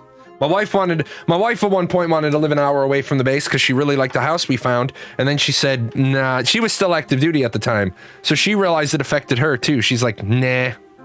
But no, there are a lot of people who could leave Intrepid between now and launch. Sure. The only person I'm worried about leaving Intrepid is Steven. People are going to come, people are going to go, people are going to do their thing. Now, do I recognize people when they say there's something to be said about loyalty? Sure. There is something to be said about loyalty. I also want to say there's loyalty to your own hopes, your own dreams, your own vision, your own accomplishments. You know, I don't blame anybody. Toast left to go work outside of the industry. Peter left to go get his MBA. Jeff left to go work in VR space. I mean, loyalty is good, but it doesn't pay the bills. Yeah, I mean, Jeff might have been offered more money to stay, but Jeff went to go work in the VR space because what did Jeff want to do? How did Jeff want to live Jeff's life?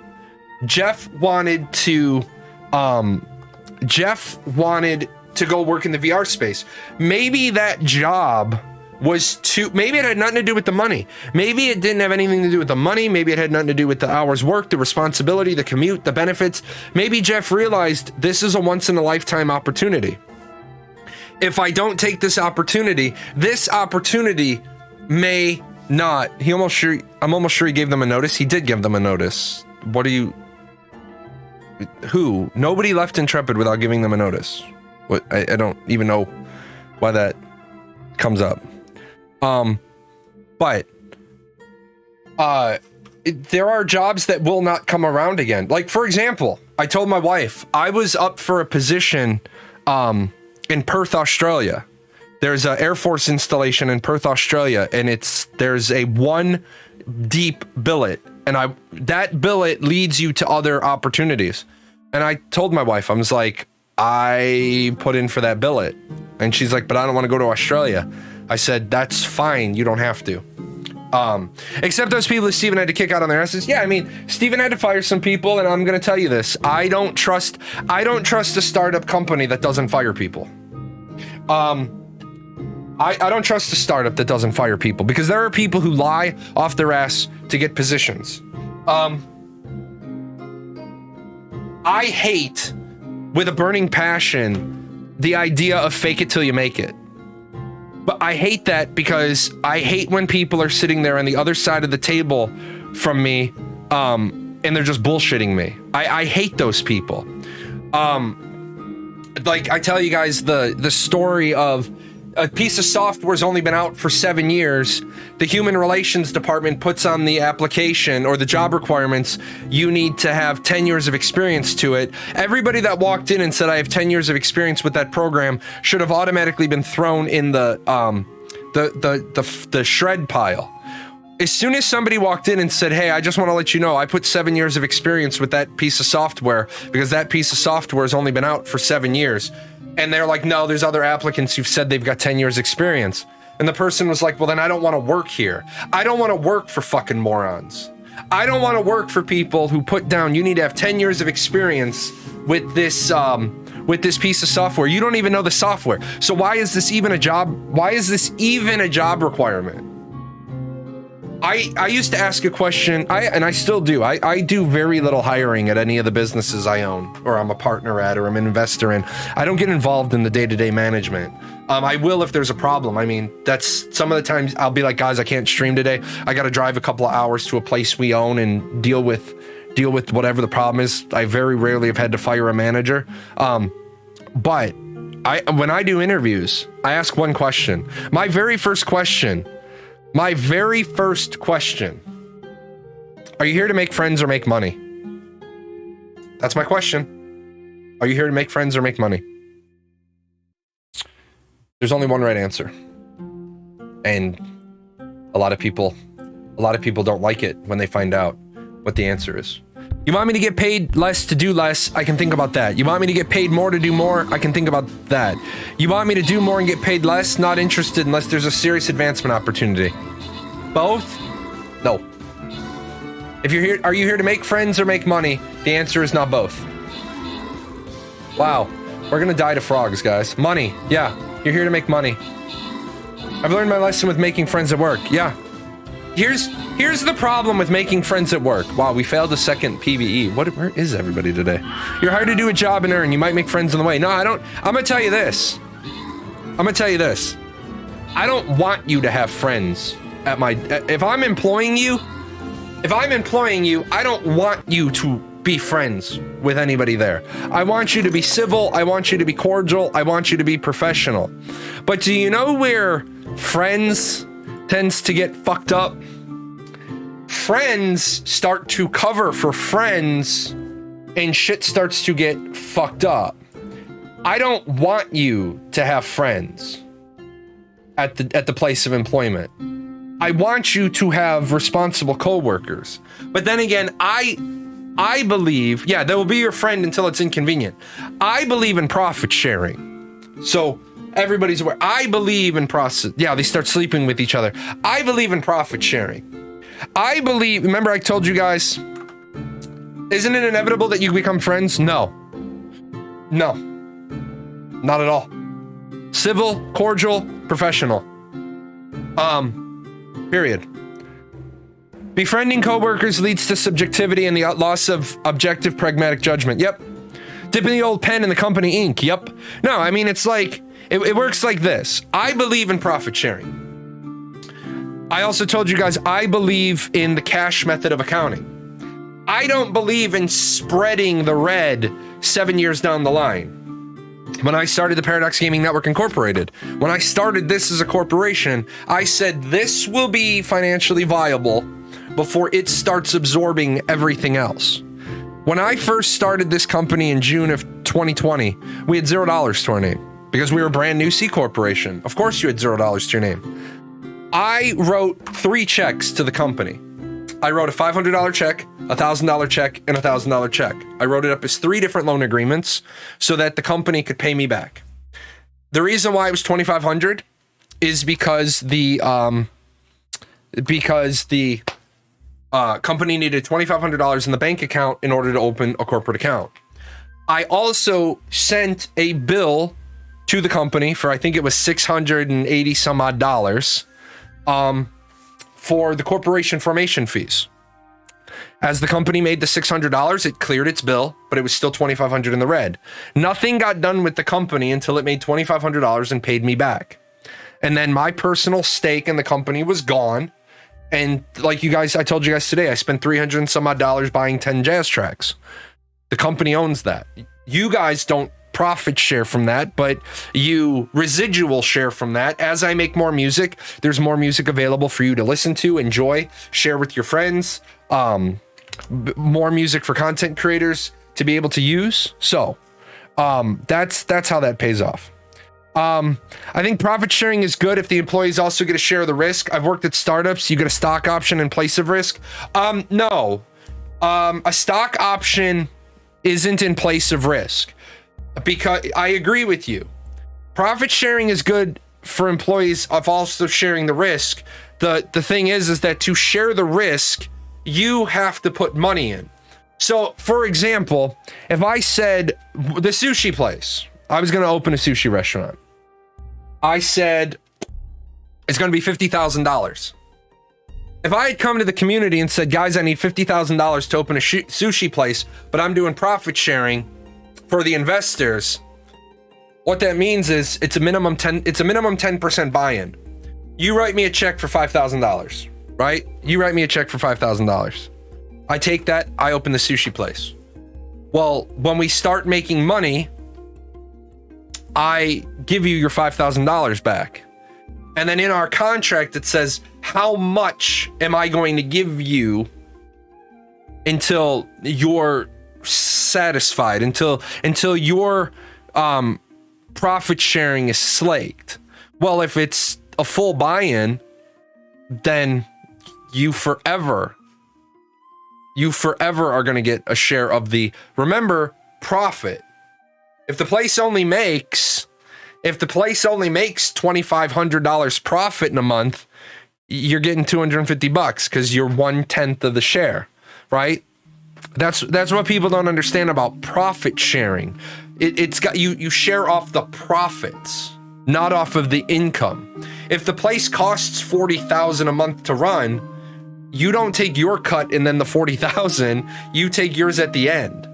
I was never friends with any of my coworkers, period. Not least part because there's the possibility I could tell one of them to go die, but not an insignificant portion either because of the fact that I had a job to do and anybody trying to get chummy and disrupt my work can fuck off. I mean, yeah, I know that sounds harsh. I agree with that statement.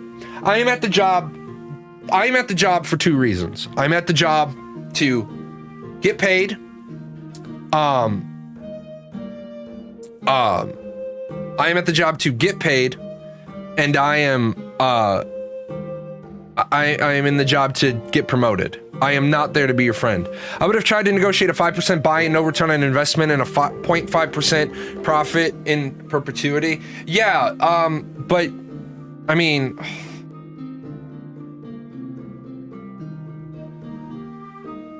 let me just see that for a second.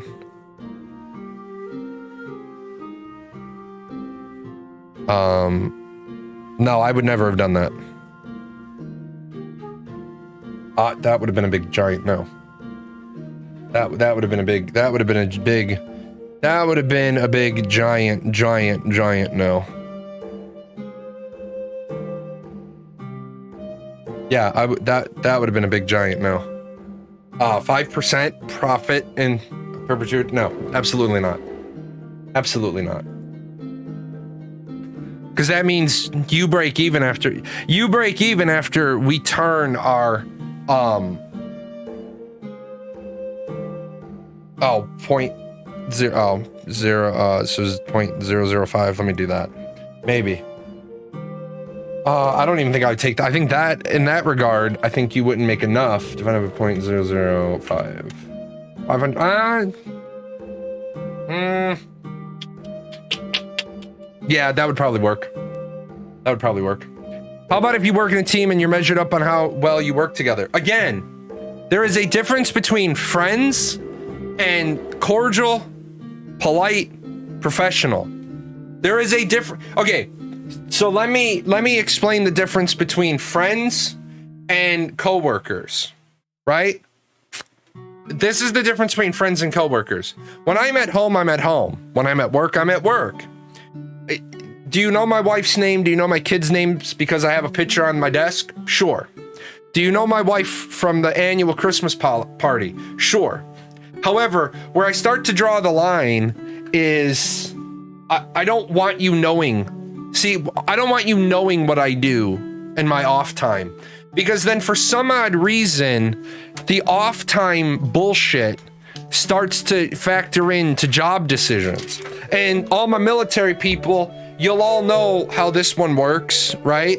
All my military people have seen this over and over and over again.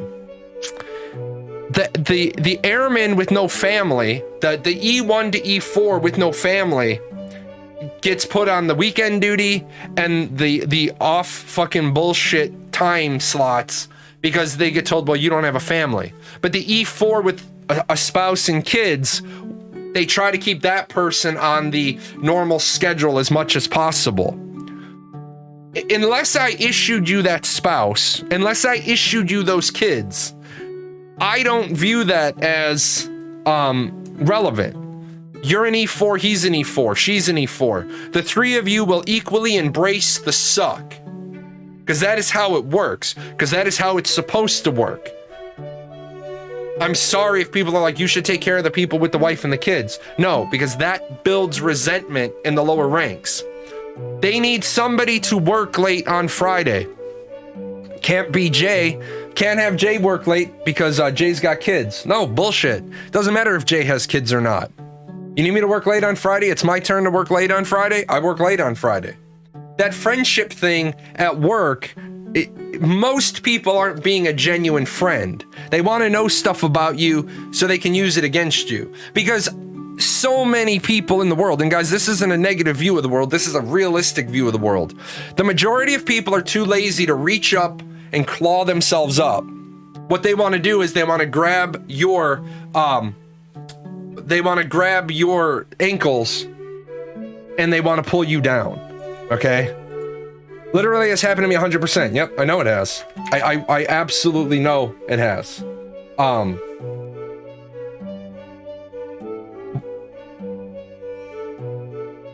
Why is a meritocracy looked down upon? Well, I'll tell you right now, Dark Paladin, based on your arguments on this show, you would never be selected to lead. But you're like, well, why is that fair? Meritocracy is a lot like communism. The people say communism is great because everybody's equal. Well, the problem is if everybody's equal, who makes the decisions? Meritocracy, you are put in leadership positions based on your ability. But who? Who decides? Who decides which skills? Being good at your job doesn't mean you will be a good leader or a good manager. Absolutely. Also, the problem is leadership is a skill set. And this is, I know the other branches of service try to do this, but the Air Force does it the best. The Air Force does not simply promote based on your job performance. I've seen it in the Navy, I've seen it in the Army. In the Marines, it's a little bit different because the Marines are the Marines. I really respect the Marines and I really respect how their promotions happen. The Marines are kind of like a unique thing because the Marines don't ever tell you when somebody's fucking up. They kind of just, we got this. They kind of like all turn their backs into the middle. They're like, we got this. The Air Force develops their leaders constantly. In fact, I've seen people in the Navy and people in the Army question why we spend so much time with E1s through E4s in leadership training, Airman Leadership School, Airman Development School. There's one other one that we do with them. They're constantly in leadership training. The reason why is because we know that in order to find the good leaders, we need to identify them early. The other thing I like about the Army, any of my Army dogs here, I love the fact that you guys have the E4 Corporal and the E4 Specialist. I love that. I wish the fucking rest of the services would do that. You literally have an E4 who's a leader, an administrator, and you have an E4 who's good at their job. I think if any of my English people are here, any of my UK citizens, the way you guys do your Air Force is fucking amazing. In the American Air Force, at 10 years in the cockpit, we start pulling the Navy pilots, the Air Force pilots out of the cockpit so they can go do other leadership shit. Makes no sense to me. We take our best pilots out of the cockpit because we think leadership is one-for-one tied to your job skill. And so what we do is we take all the best pilots out and make them leaders, and we keep all the shitty pilots in to be the flyers. I love what the Royal Air Force does. They make a point and they say, you are a ground leader, you are an air leader.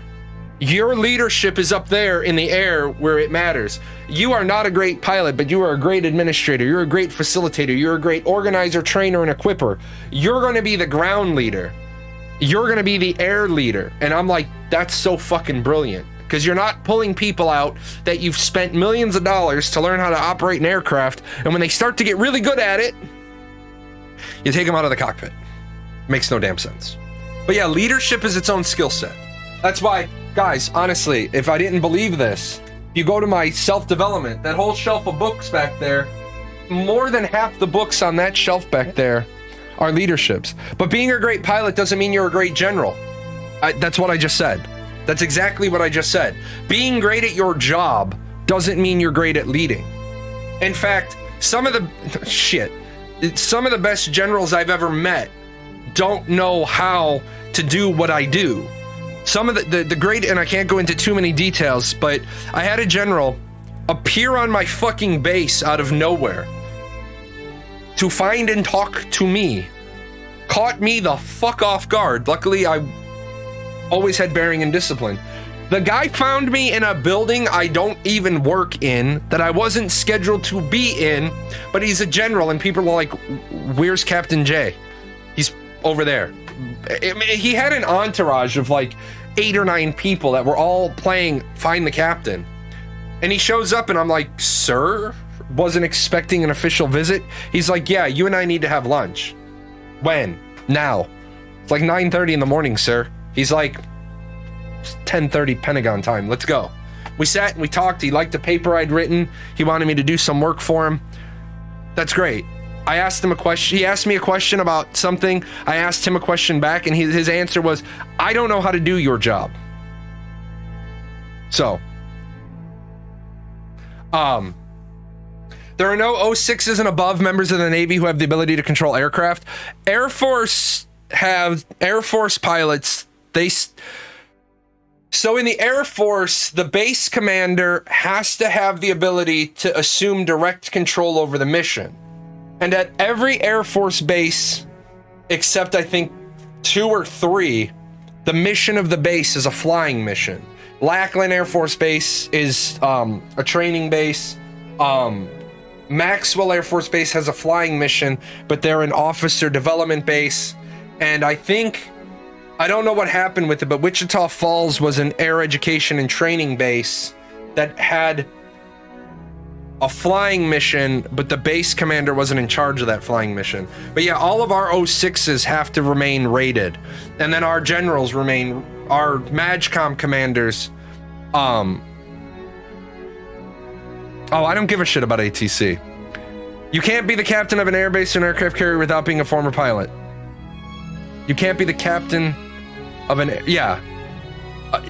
That's the same with the Air Force, except for like 3 installations. The Air Force used to have airbase wings. You're talking about air traffic control. Yeah, I mean, don't you just age out of that? Air Force has air traffic controllers. I only met one and she was a burnout.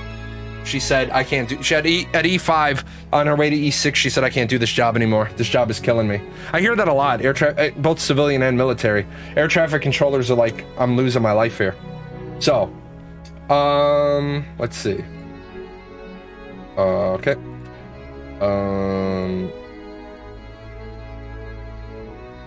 Get Dying Light 2 when you make a purchase of an i7, i5, or an i9 through Newegg. The fuck?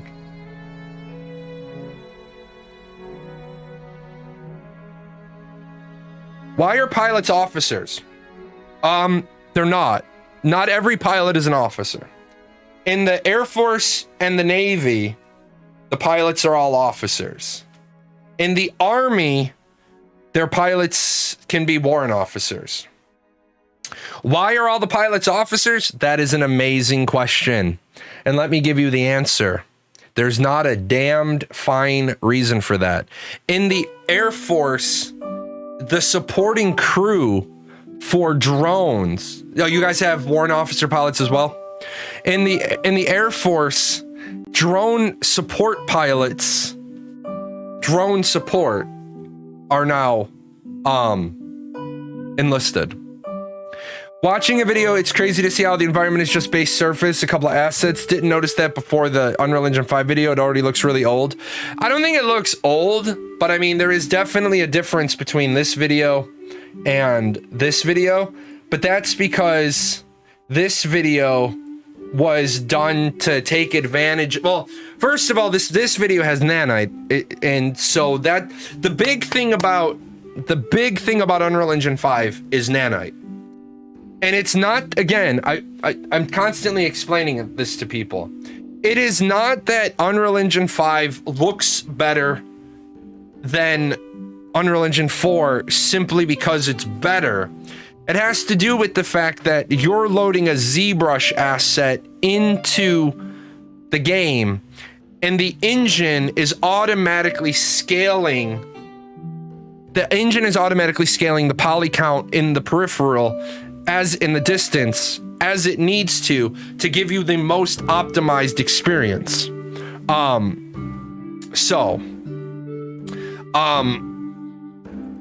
Also the lighting, using Lumen, they were able to get the lighting mo better, mo easier. Again, I try to make sure that everybody knows this. Unreal Engine 5 is not a better engine than Unreal Engine 4. It's not a better engine. It is a faster development process. I say this to people. You can build the exact same thing in Unreal Engine 5 as you can in Unreal Engine 4. I should say that the other way. You can build the exact same thing in Unreal Engine 4 as you can in Unreal Engine 5. If you're willing to pay the cost, if you have the talent, you have the assets, you have the resources. It's also because there's more of the smaller detail stuff here, small stones and bushes everywhere. Well, yeah, but that's not... That goes back to what Dark Paladin said. They intended this to look good. They crafted this area to be their Unreal Engine 5 showcase. I want to see the whole world. Oh, by the way, guys, I got a little leaky from Steven. Unreal Engine 5 optimizes better than 4 did. No. Unreal Engine 5 is faster. Believe it or not, Unreal Engine 5 is actually larger in file size than Unreal Engine 4. It's because you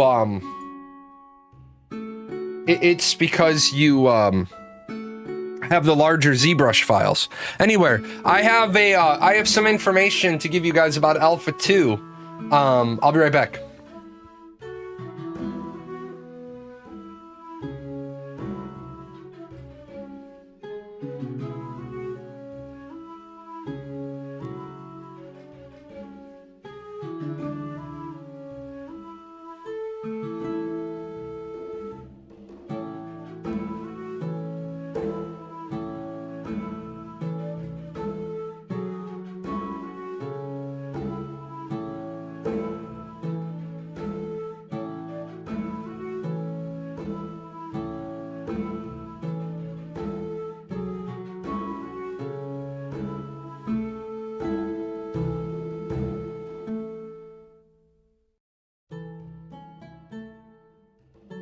I know, Jay flexing some advertising. I know, right?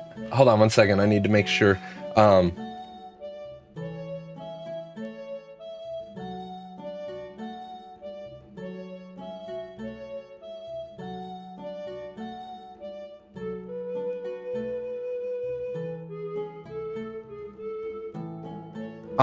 Anyway, so I talked to Steven. Oh, Steven. Oh, do I have the, I'm gonna make you guys wait now. Cause I can. Memes. Box, right? Okay. Excuse me? Steven, gonna need... Okay, hold on. I don't want to blow out your eardrums. Let me pause the music. So this is a little comedy gold that I put together a while ago. If you guys haven't seen this, if you have seen it, it's okay. You can see it again. Let me drop this down a little bit. Steven, gonna need some help here. You see this little thing right here? Can you open up those fuckers for me? What's in the fucking box? Excuse me? So, the box, the Alpha 2 box, man, the Alpha 2 box.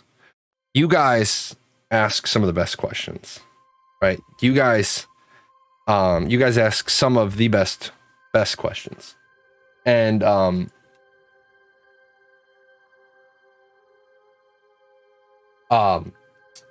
said to Steven, I said, is there stew in that box? No, there's no stew in the box. It's Alpha 2. No, it's only stew, no Alpha 2. Good morning, Steven. After watching through the live stream yesterday and your MMORPG interview, is the plan now to only have level 35 and 220 square kilometers in Alpha 2? Or are those numbers what we're going to have at the start of Alpha 2? Originally, the plan seemed to be to test everything in Alpha. Has the decision plan changed? Steven said, I think that the launch of Alpha 2 will be those ballpark level and play area, but the purpose of Alpha 2 in the long run is supposed to bring things online gradually into the betas. So for everybody who thought that we were only going to have level 35 and 220 square kilometers in Alpha 2, that is not the case. That is not the case. You will eventually have everything else grow into Alpha 2. And then I imagine that Steven is going to keep to the area. How will they bring new nodes online? Great question. So, although they said no wipes in Alpha 2, they will wipe as needed, right? That also sounds like Alpha 2 might start before they feature complete. Well, we already knew that. We already knew they were going to start before they were feature complete. Because if the level in Alpha 2 was only going to be 35, then that's feature incomplete. If there was only going to be 220 square kilometers, that wasn't going to be feature complete. I think the big thing Is Alpha 2 still persistent? Yes, Alpha 2 is still persistent, but I want to remind people that they will wipe as needed. Do you think they might expand servers over time and retire some? No, I don't. Not sure how I feel about this. Why? It's the right. You didn't consider a level number to be a feature, right? Think about this. What happens at level 35? What happens at level 40? What happens at level 45? What happens at level 50? Okay. Those are all the things you need to consider. Map size is a feature, though. Map size is absolutely a feature. Map size is absolutely a feature because it's content, it's biomes, it's mobs, it's dungeons. And people are like, well, it's not dungeons. Are they going to be feature complete at the end of alpha? Yes, that's the plan, to be feature complete at the end of alpha, which is how it should be. I don't think Steven is going to make the mistake.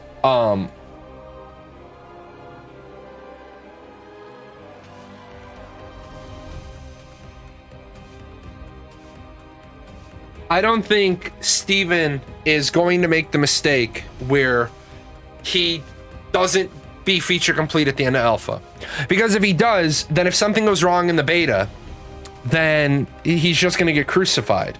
Well, if something goes wrong at launch and they don't follow a good plan of information or a good plan of testing, then he's going to have to eat a lot of words. Personally, I don't see anything wrong with doing a gradual rollout. Well, so here's why there is something wrong with doing a gradual rollout, and at the same time, why there's nothing wrong with doing a gradual rollout. The problem with doing a gradual rollout is that people are going to suffer from what I call alpha burnout. Fractured. My guild in Fractured has done more testing than any other guild in Fractured. We built one of the best towns. We actually built it with the people we recruited. We turned Fractured inside out. And then there was another Fractured testing in the fall, and I couldn't be there. And because I couldn't be there, I couldn't give out keys. I couldn't stream. It didn't go as well as the previous time. And now they have Fractured this month, and it's only for 2 days. I don't feel like, as you guys saw, I discovered why Archer is weak. Need to get that new bow. Definitely, they've moved towards a more group-oriented playstyle, which is great. And these are all good things. But I don't want to spend 48 hours playing Fractured for there to be a wipe, and then for me to do another Fractured in 2 months for a month. Boom. Oh, how sad. Sprocket has no hat. You can have my hat, Sprocket. Good boy. So there is a problem with alpha burnout. It could cause a bias to occur in the collected data. Yes, if they don't do wipes. Absolutely. If they don't do wipes, you could have a bias. Also, the problem is they cannot launch Alpha 2 without all 8 archetypes. They cannot. And I know people say, well, they just need to get it started. And I say, stop. You have to know what you're testing. So let's just look at a little bias, right? Let's look at a little bias. So you have tank, cleric, mage. And then you eventually bring on ranger, you bring on fighter, and you bring on rogue. And then you bring on summoner and bard, right? Now here's the problem. When you have tank, cleric, and mage available, you have 33%, 33%, and 33%, right? Because you should have a pretty standard distribution of tanks, clerics, and mages. Now, I gave you numbers. I said, this is what you're going to have. And that's bullshit. That's not what you're going to have. It's what somebody who doesn't manipulate data or look at data is going to say. But the truth of the matter is I highly doubt we're going to have 33% tanks and 33% clerics. You're probably going to have closer to 66% damage dealers, right? And closer to 17% tanks and 16% clerics, right? That's not 10, 10, 80. You see where I went with that. I immediately said you're going to have 30, 30, 30 because there's 3. I divided it into 3, and then that's wrong. So if somebody was expecting there to be 33, 33, 33, they haven't considered the fact that you're not going to have that. Sorry, I didn't realize the time on the stream raiders, otherwise I would have waited. But I think we got this. If not, I'm going to kill a bunch of people. The archetypes seem to me like something that would be there all at the start, but I could be wrong. Well, they should be. Would a good chunk of damage dealers play tank because it would be the only melee class? Thank you. We're gonna flip back and we're gonna get there because you're absolutely right. Okay, you're absolutely right. Now, start this little caterpillar. Hey, knock it off. Knock it off. What do we got here? I'll be a tank. I'll be down here. Okay, so stop. Get down. So at first, somebody's going to say they're going to be equally distributed. And then somebody says, no, they're going to be distributed 2/3 damage dealers, one half of 1/3 or 1/6 tanks, 1/6 clerics. But this isn't right either, because some of these mages aren't damage dealers the same way tank is damage dealer. So now you're looking at, this might be 33%, right? This might be 16%, and this might be 51%, right? Or this might be more, this might be less, because people want to try melee. The only way to really do melee is with tank. Okay, so at the end of the day, you have no idea what the target for any of these should be. You just have no idea what the target is because nobody can know. Even Intrepid would be, any numbers Intrepid said, we imagine it's going to be this, this, and this. Those are just going to be wags. So now you open up the next group of testing. If, say you didn't have all 8 available at the start of Alpha 2. You were up for 2 months, you did a wipe, and you included 3 more. This isn't going to be 16% across the board. Why? Because, quite simply, your damage dealers have already tested tank, tanks have already tested tanks, mages have already tested mage. You're going to get way higher numbers in all these because these are the new things. Players got used to, other way around. They're the new best thing. Yes, absolutely. You say players got used to their class and don't switch. Not alpha testers. Not alpha testers. The next group will be OP because everyone will lose again. The 3 classes everyone.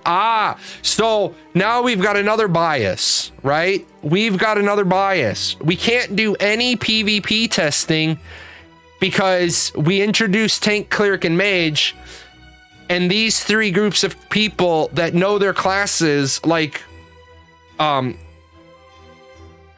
said, I'm a really good tank, I'm a really good cleric, I'm a really good mage, and you're a newbie rogue, you're a newbie fighter, or you're a newbie ranger. It's not fair. We're not comparing apples to apples. We're comparing people who figured out the alpha meta, PvPing against people who are still trying to figure out how things work. Now the problem is we go a couple of more months in, and now we release Summoner and Bard.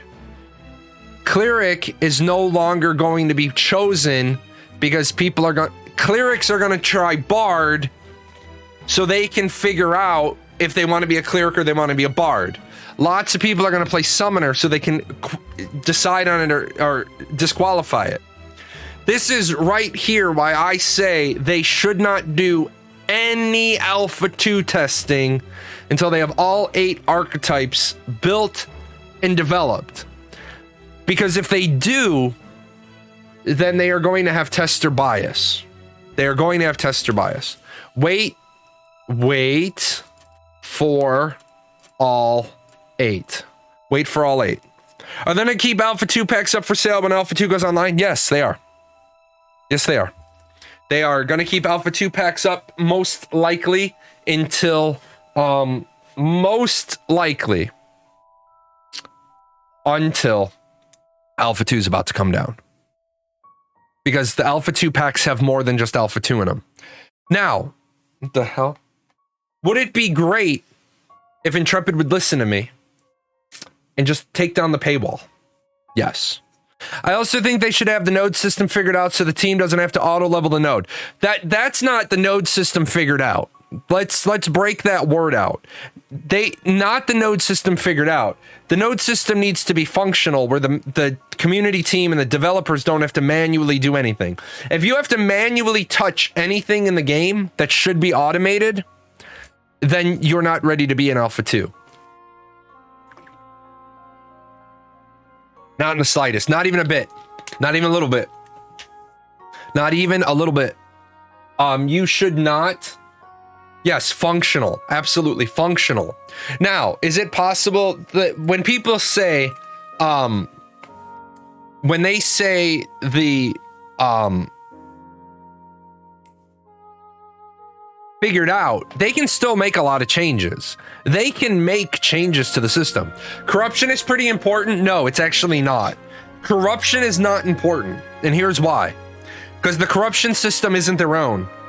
The corruption system is being benchmarked from another game. The corruption system is already figured out. And the corruption system being figured out is this. They have numbers in the binder. The corruption system is not a primary system. Corruption in the wild is important. No, it's not. It's not. Because here's why. Can I turn off open world flagging? Yes, I can.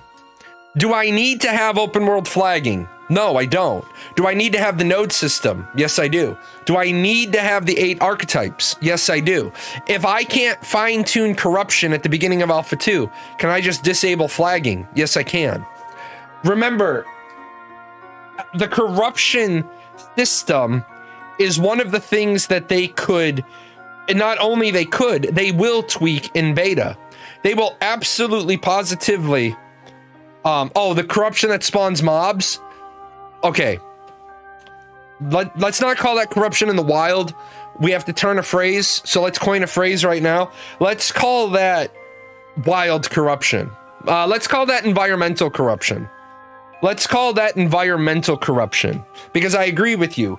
How that's going to work isn't a primary system, but it definitely is going to impact primary systems. Corruption in the wild, environmental corruption, is going to change the monster coin events. It's going to change how stuff is leveled. So yes, the spread rate and its impact and what it does and what it doesn't do. I agree with you. Environmental corruption needs to be worked out. Yeah, player corruption and environmental corruption. Absolutely. Got to be separated. Got to be separated. Good point. Very, very, very good point. I feel like Mr. J is judging me. I feel like Mr. J is very judgy right now. He's like hanging out. Where is he? He's right here. Very judgy. Yeah, player corruption and environmental corruption, not confusing at all. Yeah, people are, I mean, I like to treat people like they're smarter than they are, so they rise to the challenge, because we've seen what the last 20 years of treating people like they're dumber than they are, and if you treat people dumber as they are, they say, hold my beer, right? I mean, we literally have a phrase in our generation called hold my beer. I like to treat people like they're smarter than they are and hope they rise to the occasion. And then when they don't, I'm going to judge them anyway. I popped over to the Discord to look at something and I see Karthos. Karthos is in rare form. So hold my Cosmo, yeah. So Karthos is being nice in the Discord. No, Karthos is up to his eyeballs in shit, man. No, I saw that you were up to your usual stuff, man. Fuck, Burger King just decided to cut the pretense and made their motto, have it your way. I learned that at 19, waiting tables after the 50th time, walking back to the kitchen to tell a professional chef that Billy Bye, the guy who works at Home Depot, knows how to cook a chicken Alfredo better. You know, Karthos, did you ever work at a place where the chef walked out of the kitchen and threw somebody out? I've seen that, and that is one of the, That is one of the greatest experiences ever when a server has to go, like, you're a server and you have to go tell a master chef, a guy who is so valuable that the restaurant paid him 7 figures to have his name on the plaque at the door, and the chef's name is on the menu. I had to go back once with a steak and tell the master chef that the steak wasn't prepared right, and the chef walked out, right?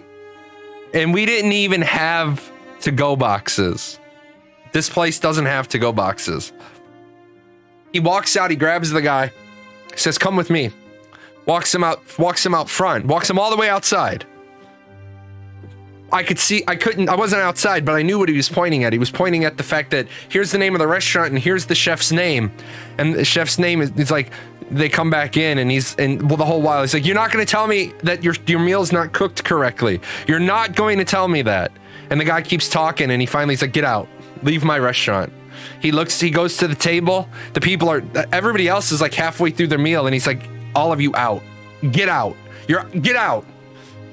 You don't even need to pay the bill. Just get out of my restaurant. Never come back. Never come back. Get out." It was like, fuck. I'm fucking angry. Okay, fucking tell that fucking chef. It's like, how you gonna fucking tell a professional chef? Like, right? But you see, that's the problem. Like, that's the problem. Anybody been to B-Dubs? Holy fuck, what happened to Buffalo Wild Wings? Did I miss a meeting? Anybody been to Buffalo Wild Wings lately? How bad off is that company doing? I went to Buffalo Wild Wings with Tamir the other day. We went to the other sushi place and they weren't open on Mondays.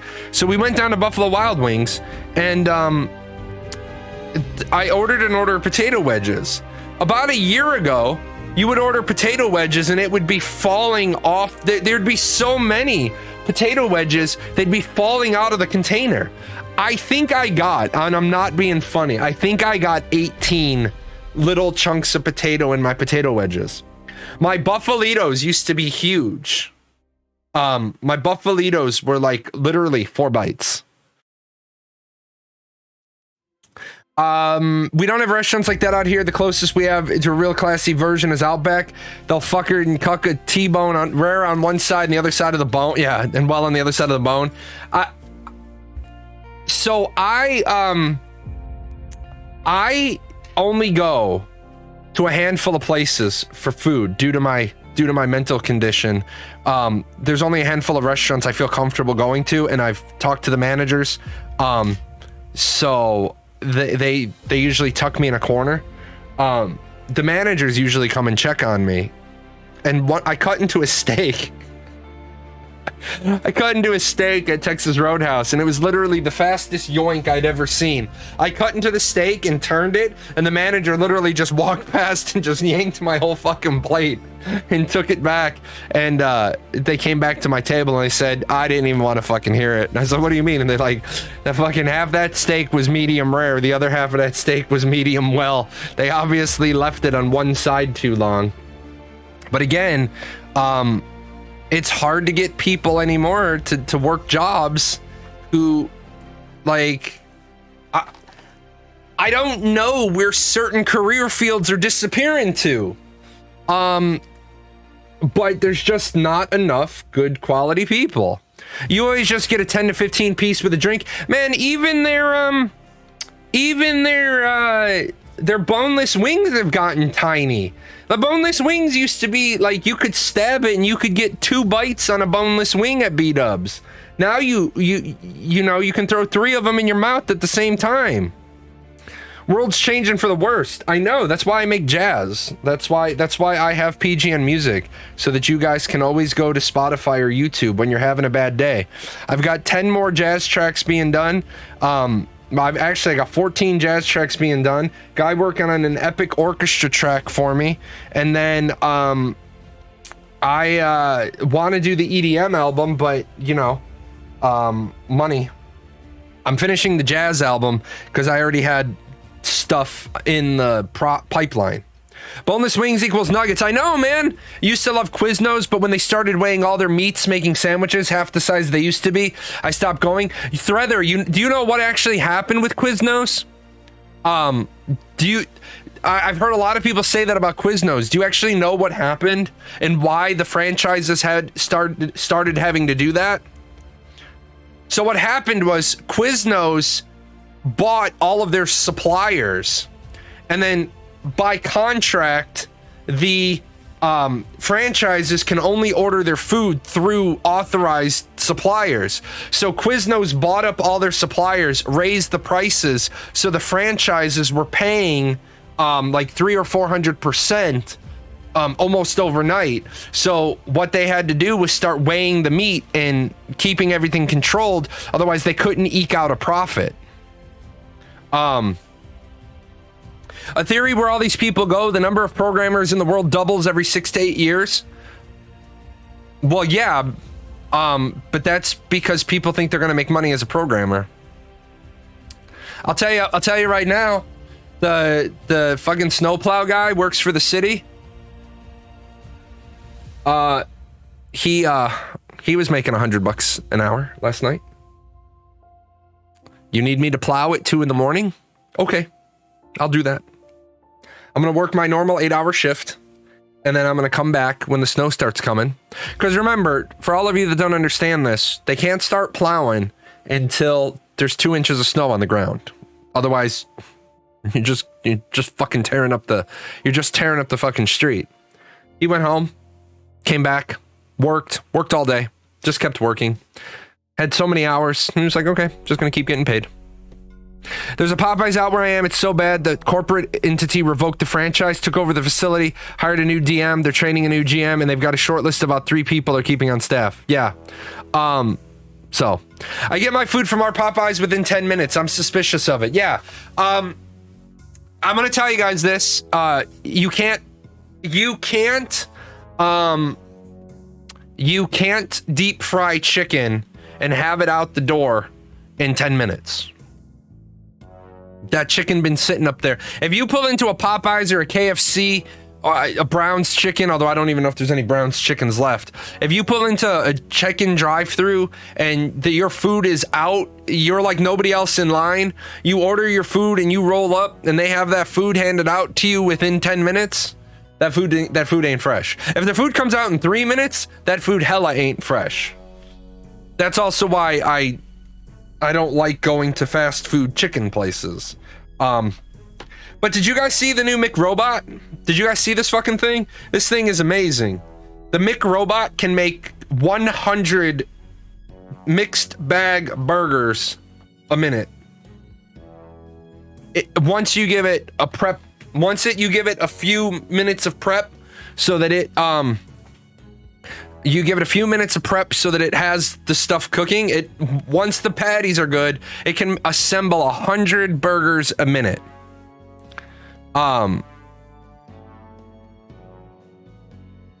Dairy Queen won't cook your food until you order. It's why you never order chicken strip basket unless you have 20 minutes. Yes.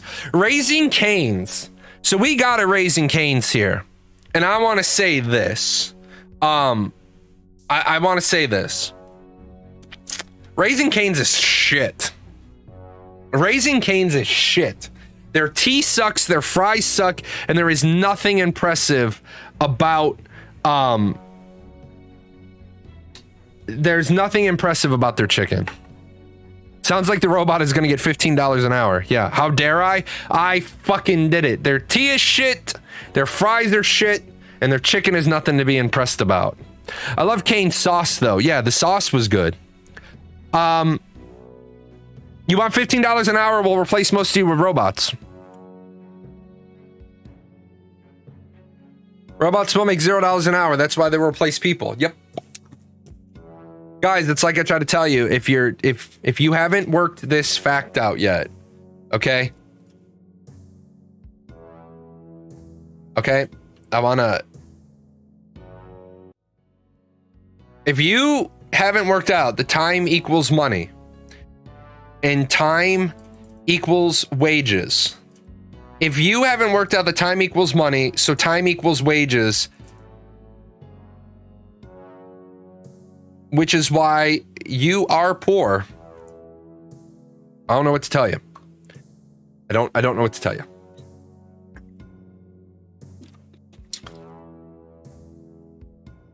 That's all I ate while I was training in St. Louis. Yeah, we just got one in Fairview Heights. But no, guys, if I want to, we're all poor. On a unless one of you is like crazy rich, and if you are, let's talk, because you can help me out with getting more music made. All of us in here are poor, and I know you're gonna be like, I'm not poor. Yes, you're fucking poor. Unless you're fucking rolling in dough, and we're talking like, we're not even talking the 8 figures people. We're talking the 9 or 10 figures people. Okay? Unless you have generational wealth, you're poor. I'm solidly in poverty. Yes.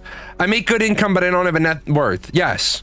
And guys, I'm not trying to be insulting, because I said we're all poor. It's not like I said I'm rich and you're poor. No, we're all poor. Comparatively speaking, we are all poor.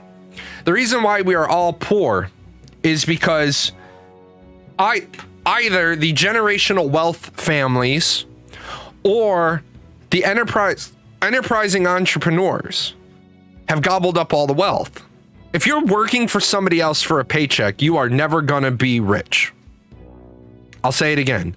If you are working for somebody else for a paycheck, you are never gonna be rich. You might be affluent, you might be wealthy, you might be comfortable, but you're never gonna be rich. Employee makes $10, gets raised to 15. Milk goes from $3 to $4.50. Enjoy your raise. Yeah, exactly.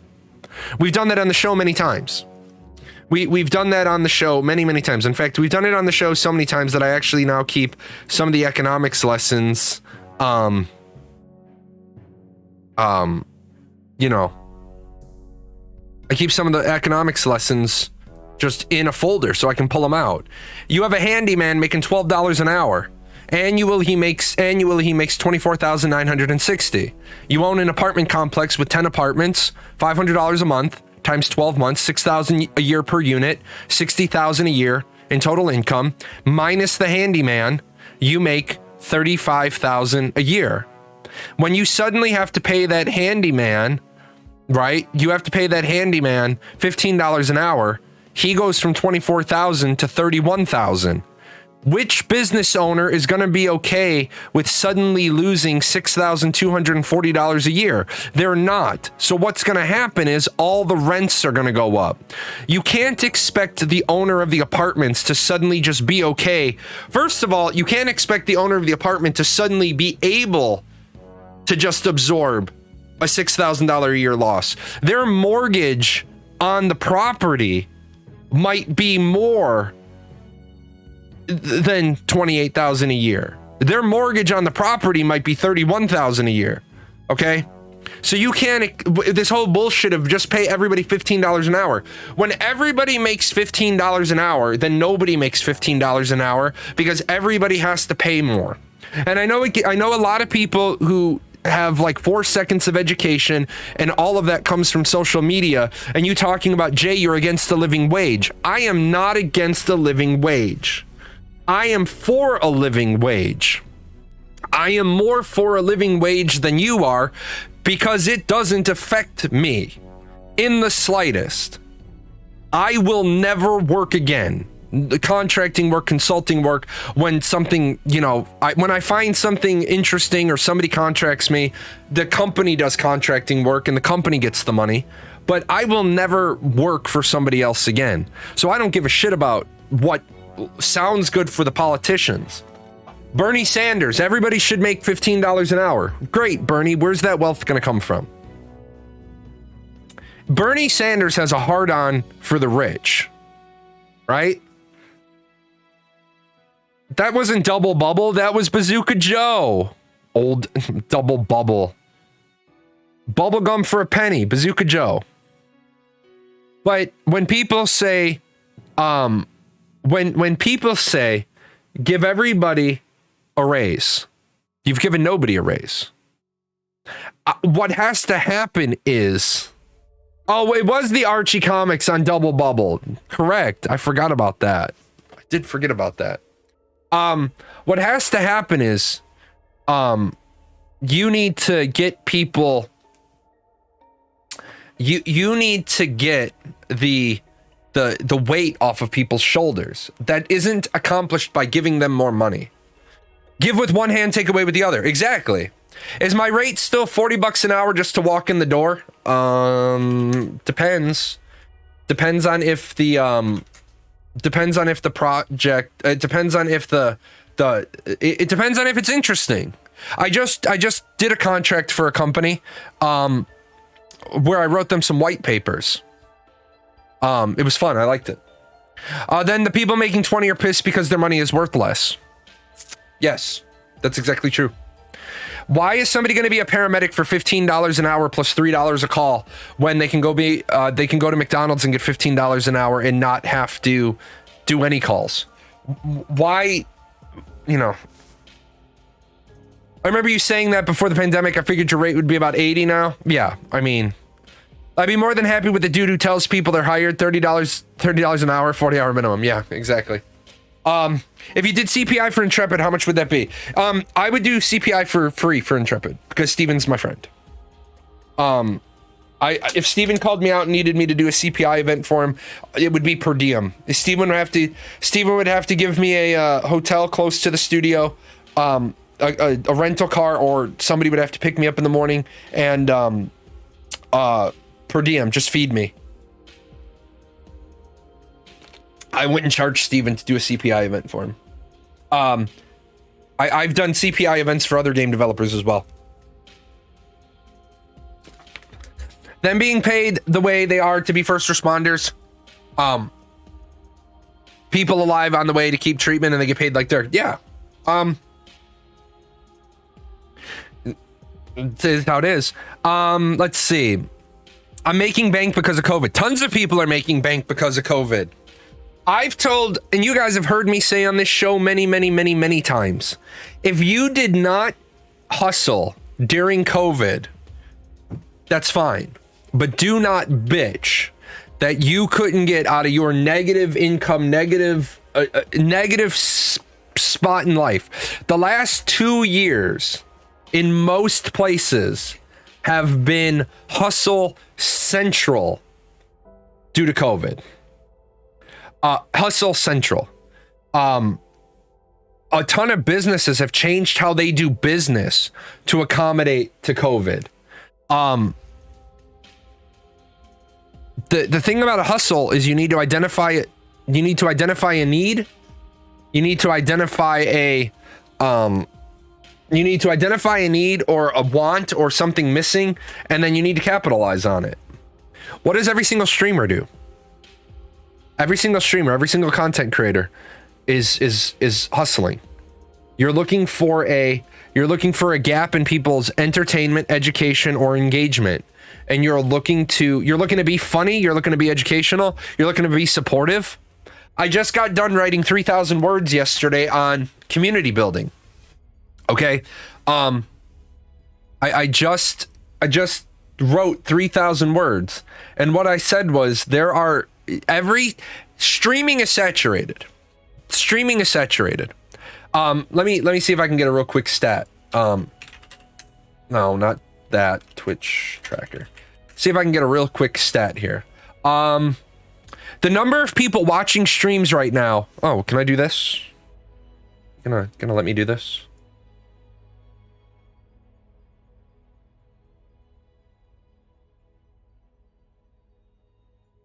Yeah. Let's look at this together. Okay, the number of people watching streams right now on Twitch, right? There are 3.9 million viewers on Twitch right now. There are 159,000 channels broadcasting. Okay, there are people out here, right? There are people out here to make money on. All you got to do is be genuine and authentic and show up. And Twitch is small compared to YouTube. No, that's incorrect. Twitch is bigger for live streaming. Twitch is still bigger than YouTube for live streaming. YouTube has obviously has more videos on it, but Twitch still has more people. There's 4,176 unique games right now that are live. The thing is what I tell streamers all the time, and people tell me I'm so demoralizing. They're like, you're telling 99% of people that they're not going to be successful on Twitch. You're right, I am. If I have 100 people in a classroom and we're talking about Twitch, I say, statistically speaking, 99 of you are not going to make it. But the trick is that of the 100 people in the room, I'd say 40 to 50% of those people are going to make it because they're taking the time to get educated on what they need to know. Why do so many streamers fail? Because number one, they listen to some dumbasses who don't know what they're talking about. They follow really bad advice. Do you think that people giving advice should be giving advice unless they've made it? Should I be telling you how to be a successful Twitch partner? No, because I'm not a successful Twitch partner. Should I be telling you how to get to Twitch partner? Fucking absolutely I should. I should absolutely be teaching people how to get to Twitch partner. Because I got to Twitch partner. I got to Twitch partner with 4,000 followers. So when I tell you something, I'm not trying, what do I care? Helping you doesn't hurt me. But there are so many Twitch streamers out there. Oh, yeah, this is the one I can't look at. There are so many Twitch streamers out there that are just giving bad, oh yeah, nope, hold on. No. Sorry, guys. This is the one particular one that can cause a seizure for me. Those lines on the screen, and Tamir's not home, and that would be very, very bad. Very, very bad. I can't even. I gotta block it off. So yeah, I suffer from seizures. So, what you guys don't know is the last time they had one of these with the black lines on it, I walked out of the room and I started to have a seizure, and Tamir was like, "Are you okay?" And I'm like, "Yeah, I am." But yeah, the lines are horrible. So, yeah, it's the people who say "fuck you." Have I told them about it? No, but I probably need to. I need to point that out to them, that those black lines can trigger people with seizures. So, somebody. I'll hear it when it's done. Sorry, guys, this is really embarrassing for me. I'm actually about to have a panic attack because I'm sweating. Because I saw him for long enough. Like my arms are sweating really bad. My back is going. So sorry I can't call the fight. Yeah, but Phelan is right. The people who suffer the most as streamers are the ones who are like, "Fuck you, you should watch me." So, yeah, I'll hear it when they're done. It's so weird. I want to know what's going on. No, I'm good. I need. No, I'm good. I'm okay. A panic attack. I'm not about to have a seizure. Panic attack. Yes. I want to point that out to him. Oh my God, what is this? A football field? That one was bad. Yeah. So. We're not gonna get this all done today because my buddies are gonna be live soon. Let me leave. Oh, football field. Oh yeah, I am all about the Super Bowl. I am all about the Super Bowl. All about it. Let me drop them a piece of feedback. Troubleshooting.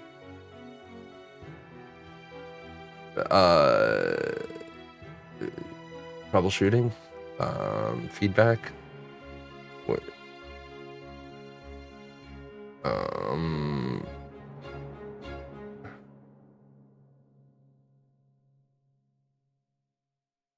just gonna send it to Thomas.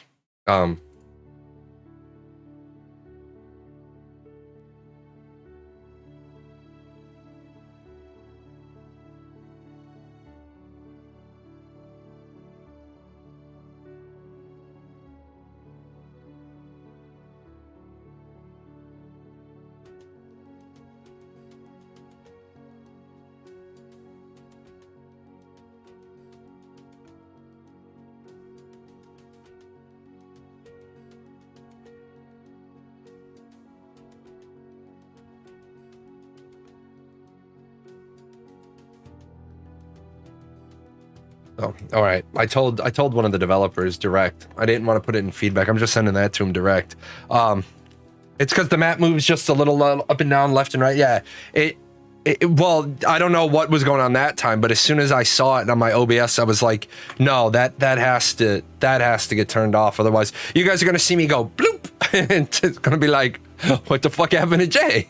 Yeah, Dying Light tomorrow, guys. I'm gonna get, my kids aren't gonna be home. My wife's not gonna be home. I'm gonna get up tomorrow morning. We're gonna cover some Dying Light 2. I feel like I owe you guys another. I feel like I owe Dying Light 2. Yeah, then the pings will be going crazy. But yeah, Dying Light 2. Discord will have a server shutdown. Yeah, right. Like, what happened to Jay? Jay's dead. Oh man, I got does a static TV do that same thing? So for me, snow or static doesn't actually trigger seizures for me. I will tell you guys, I can't play Warframe at all. Tamir and I have agreed I will not try to play Warframe because I had two I was having insomnia fit, so I was playing Warframe late at night, and I got up and I made it as far as the kitchen and I fell over. And that time Tamir heard me, and I didn't know what it was. I was like, is this just, you know, because you can have a seizure randomly. You don't have to have a reason. So I was like, okay. And then the next day, a day or two later, I played Warframe again and I had another seizure. But for some odd reason, snow on TVs doesn't trigger seizures for me. But I think that's because when I was a kid, remember, I'm old enough that the TV stations went offline. Like, it is now 10 o'clock and we bid you a fond evening. And then the national anthem would play, and the TV would go to snow. Well, you know, when you were a kid, you'd wake up at like 2 o'clock in the morning. Oh, here we go.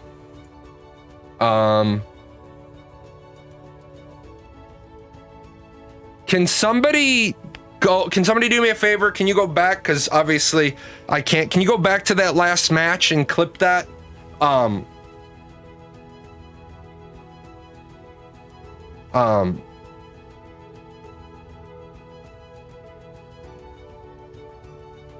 But yeah, if somebody can grab a clip of that, the developer already responded to me. That's a great. By the way, I'm gonna give them a shout out. That is an amazing developer right there. When you have a game like Stream Raiders that is your partners and your affiliates are in a symbiotic relationship with you. You only make money if people are buying your skins. They're only making money if people are buying your skins. And you ping a developer with something like a seizure, and they respond. That's a great development team. So it's too far back. Okay. So what's that going to be about? 5:55. Yeah, I'll get it at 5:50. No, that'd be about 5:50. Yeah, I can get it at 5:50. Yeah, 5:50. So. All right. Love Warframe, but I get tired of the theme. I'm not much of a sci-fi person. More into... Oh, there we go. Thank you.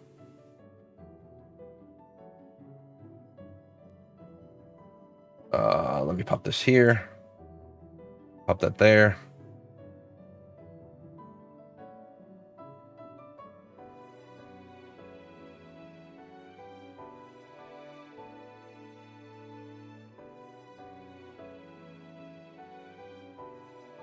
Thank you. Yeah, man, that I felt myself going. I felt myself getting ready to go. It's like, nah. Anybody know how sad I was? How sad I was when Cyberpunk. I got Cyberpunk the day it came out. And then it had the seizure warning Because I had Cyberpunk on the first day it was out with all the floating trees. Any of you that played Cyberpunk on launch day, you know what the floating trees were. And so I got to a point, I didn't get far enough in to get to the seizure part. The next day there was a patch and a warning that said, it said blah, blah, blah seizure thing. And I was like, oh no. And then I got to, because they put in the warning, but they didn't make the patch for like another day. Got to the I got to the brain dance scene, and it was literally, I was in this office, and the brain dance thing went up, and it was so bad because I was like staring dead at the screen, and I was like, oh shit, here we go. Like, you fucking know. It's like, how did I know that you're about to fucking flash lights in my face? Like, what's wrong with you? Stop that. You stopped playing because of the trees after 10 hours. You started playing again this week. Didn't I hear that Cyberpunk was supposed to do like a DLC and it never happened? Like free DLC to give us all the content that was supposed to be in the build at launch, and it didn't happen. So, yeah, little sad face about that. The list of Cyberpunk was supposed to do is endless. Yeah, right. I'm gonna be right back.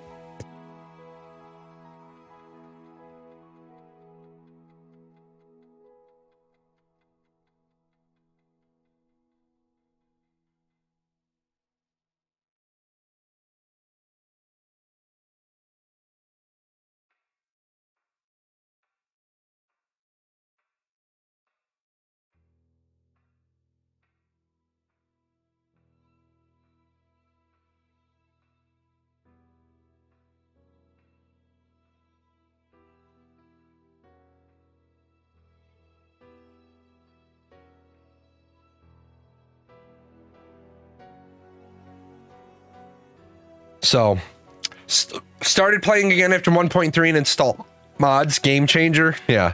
My leatherbound book came in today. Only missing Warbreaker out of the Sanderson leatherbounds now. Nice. Nice. I finished, no spoilers, because I know some people have never heard of the books and now they're reading them. I finished the third Mistborn book.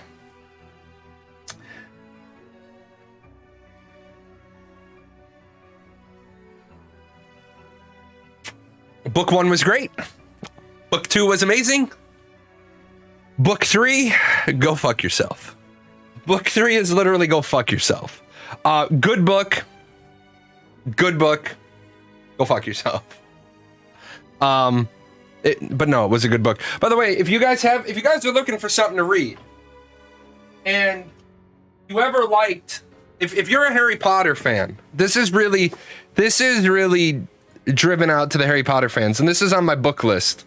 I should probably link the book list. You guys are Harry Potter fans. If you can get a copy of this, Naomi Novak's Deadly Education, and then this is the first one, and then that's the second one, and the third book comes out this year. If you're a Harry Potter fan, really good book set. Really good story. I will say without a doubt, Deadly Education was my 2021 book of the year. I bought that book before my trip because I love the airport bookstores, but the airport bookstores piss me off. I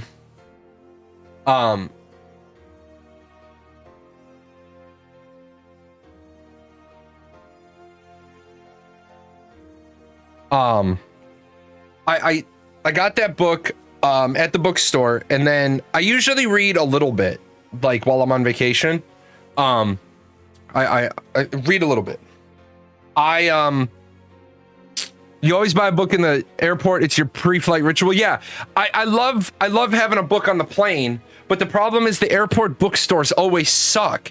It's like we have book 2 of this series, or book 3 of this series, or book 8 of this series, and then there's always going to be a James Patterson book and then there's always going to be one of the letters for murder thing, like W is for witness.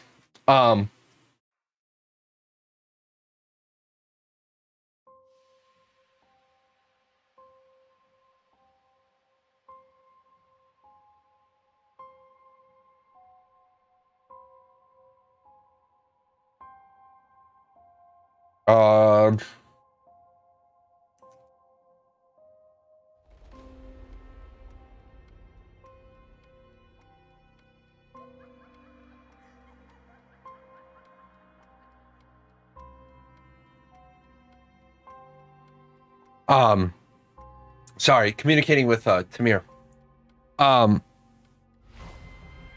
You always buy a book in the airport. Yeah, where are you flying so much that you have a ritual? We have Powell's and PDX, which is really nice local place that they had open a satellite shop in the airport. It's bar none the best bookshop I've ever been to. Yeah, I don't know what we have. I don't know what we have, but I know that the bookstore sucks. Sue Grafton, Letter for Murder books. Yeah, that's who I was looking for. I didn't mean to imply that it was Patterson. They're always going to have a James Patterson one, and then they're always going to have a Sue Grafton book. So do I ever run by a cemetery and get creeped? No. I run by a cemetery every time I run. We actually have a weird cemetery. We have a cemetery on both sides of the road. The family cemetery of the people that settled this town are on the left, and the big cemetery is on the right. In fact, if I were to look out my window and look that way, I'd be looking into the back of the cemetery. You know what pisses me off about cemeteries? Well, not about cemeteries, but about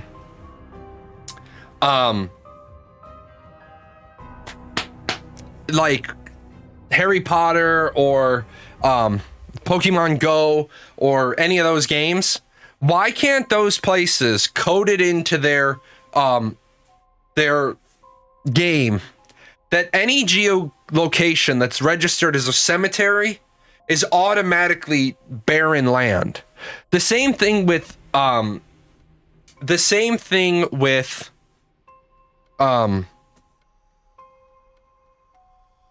military bases. You got people trying to jump the fucking fence at military bases to capture a Pokemon. Like, what's wrong with you? Like, just turn that shit off. I don't understand. Although I also remember, you guys remember before like all the Google Maps and all the Google everything, and you could basically get the whole layout of a military base right away. There was a weather satellite that used to look down over the military base, and I remember there was some stuff going on. There's some shit happening, and the satellite was getting real-time views of the runway, and that website went down real fast because you're real-time giving information. Yeah, I want my chart Izard. That's why. Yeah, right. Sounds like that's a way of getting rid of the yeah, a little too edgy. Yeah. But yeah, I don't think there should be anybody. I don't think, first of all, I also want to say this. It is disrespectful as fuck for you to run in a cemetery. Not past one. Like, I run past the cemetery, the chapel, and then the headstones are set off. But I see people run the cemetery route. That's disrespectful as fuck, man. This is where people come to visit their deceased relatives. Run your ass. The only time there should be running in a cemetery is if they're a little child who doesn't know better, or if the fucking people start getting out of the ground. And if I see you running in a cemetery, I want to assume that there's a zombie something going on. Zombie apocalypse, Night of the Living Dead, a little Resident Evil. Although I also want to say this, Resident Evil is not great cinema. The reason why it's not great cinema is because you're in a cemetery and then the T-virus is suddenly reanimating the dead. How the fuck did they get out of the goddamn casket? Yeah, missed the whole rest in peace part during Run Club. Yeah. But no, Resident Evil, how did they get out of, have you guys ever seen a casket? I mean, you're not, a zombie ain't punching its way out of a casket. Not happening. Not happening. Plus 6 feet of dirt. Yeah. I want to do the same thing. Good games. I'll probably stay that way. Yep. If I see someone coming out of the ground in the cemetery, your ass better have a shovel or I'm gonna call the National Guard. Yeah, right? Exactly. Exactly. Well, if they did it in Kill Bill 2, yeah, right? Or 4 feet if the cemetery is ripping you off, yeah. Mr. X could punch out of a casket. I mean, so did Kill Bill 2, but she did the magic fingers push punch thing. So, that's what about the paper bag option from the funeral peeps. Gotta watch out for moms. She's coming back. Can't have her up and running with the nubs for hands. Watch them knuckles.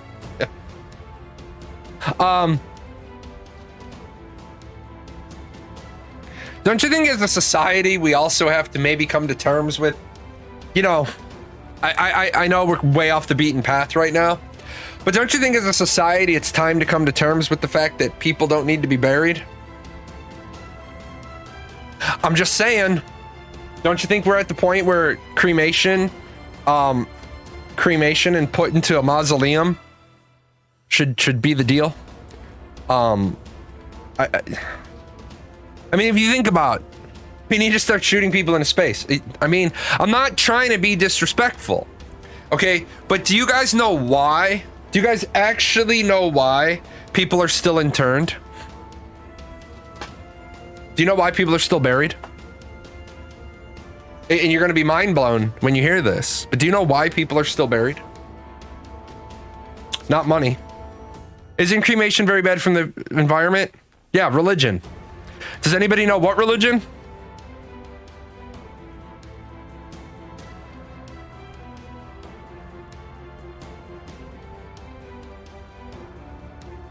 Anybody? Carthos probably knows. But no, cremation isn't really bad for the environment. The reason why, remember, a lot of the shit, told my family, for me it's cremation and do whatever you want with what's left. My preference is to be placed with a plant. Hopefully they'll like me enough to not do it with a weed. No, the reason why people are still buried is because of Christianity and Catholicism. Because people are under the belief that on Judgment Day, all the dead will rise. Okay. Islam too, yeah. Islam does as well. And I should say Judeo-Christianity. Can we be real for a second? If the only, like, because there were people that were buried 8,000 years ago, well, let's say 2,000 years ago. There were people who were buried 2,000 years ago, not in caskets. Their bodies are ground in dust and done. I guess those people are just screwed, right? No Judgment Day for you. You died 2,000 years ago and you weren't embalmed and you weren't put into a coffin. Sorry. Several faiths require burial. Yeah, several faiths require burial, but which faith impacted the globe as much? It's Catholicism and then Christianity. They spread their beliefs. Also remember, a lot of the beliefs of a lot of religions are stolen. It's like I try to tell people, and I always lose viewers, and I always lose fans this way, but I want to point this out. Catholicism and Christianity didn't invent a lot of stuff. They stole that shit from the pagans because Rome was trying to colonize places that if you didn't give them a little something on the religious back end, you weren't going to make any inroads. Like when people are like Easter, wait until you hear about a oyster. Just saying, do some research. Put coins on my eyes and burn me on a pyre. Yeah, benchmarked. Yeah, how dare I? At least not bury people in locations that are below sea level. I'm talking to you, Narlins. Yeah, man. Okay.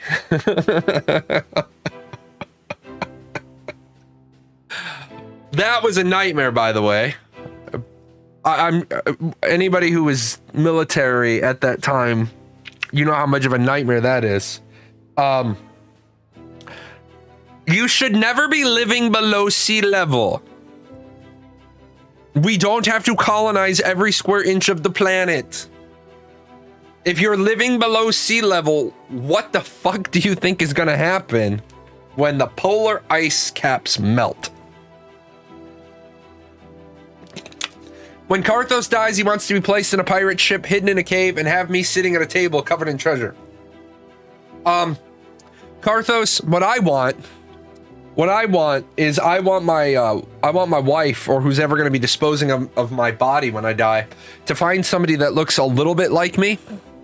And I want to make sure that I'm buried in like my Victorian era clothing.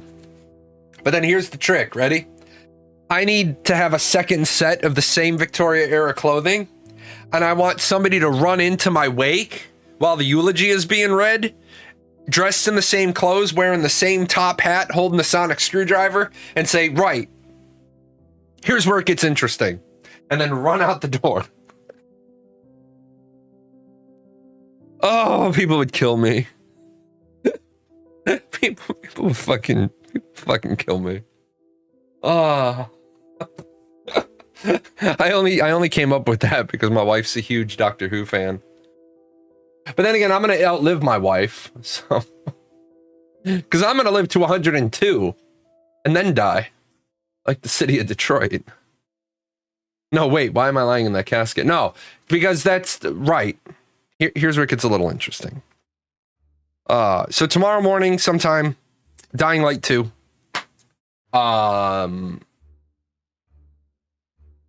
Where are my peeps? Where are my peeps? Are they live yet? Twitch.tv/The Golden Feather. The Golden Feather. Where are you guys at? Come on. Are you guys late all the time? Are you guys late? Oddly, I always wanted a sepulcher for me and my close family. I told my wife I'm going to be buried. Oh, no. No. They have 4 minutes. Yeah, but their countdown should have already started. See, if you're going to do a 5-minute countdown, you got to start the 5-minute countdown 5 minutes before the top of the hour. Because you're interfering with my food. Interfering with my food.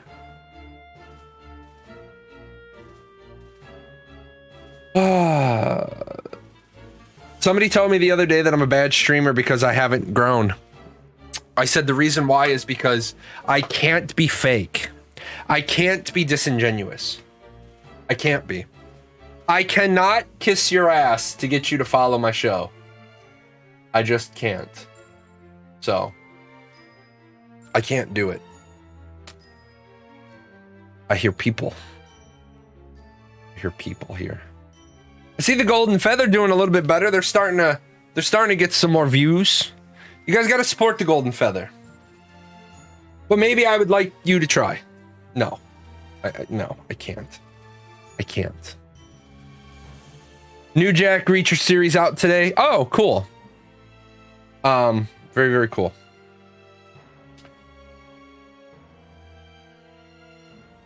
Surely it couldn't have to do with handling in real life stuff. Could be. I didn't see them say anything about not streaming today. Did they say anything about not streaming today? Where are they? Because I gotta go, man. 6-hour show. I'm starving. What are they doing? It's that time of the week. That was last week. You guys gonna be live today? What's going on? Go live. Go live already. I'm gonna raid their channel on my way out the door. I'm not even gonna be waiting. I'm gonna do my Stream Raiders battle now. I gots to go get food because I am a hungry panda. I am a hungry guy. I might actually go. Oh no, the Panda Express closed. I can't go to Panda Express. It closed. I don't know what I'm gonna get. Probably chicken or sushi. I might go get sushi. Where are we? Football field. Here we go. Here we go. Here we go. Here we go. Okay. They're gonna get raided. Even if they don't go live, they're getting raided. That's just how it's gonna be. You guys can. All the people that are here can just wait. So, no shade to anyone else, but what would I get from another creator when you're in the Encyclopedia of Ashes? Yeah, that is also, that is cool. Is Smurg streaming? That's awesome, outstanding. Always a good time. So, anyway, guys, I'm gonna drop you guys off with the Golden Feather on the off chance that they do go live. But I'm gonna get out of here. I am hungry. Tomorrow morning I will be here for Dying Light 2. So if you have any interest in Dying Light 2, come check that out. Until then, have fun, be safe, be warm, no snow. I say, Sprocket, we've reached the end of another video. Time to thank the sponsors. Yes, that will do, that will do. Shall we pop off for a spot of tea?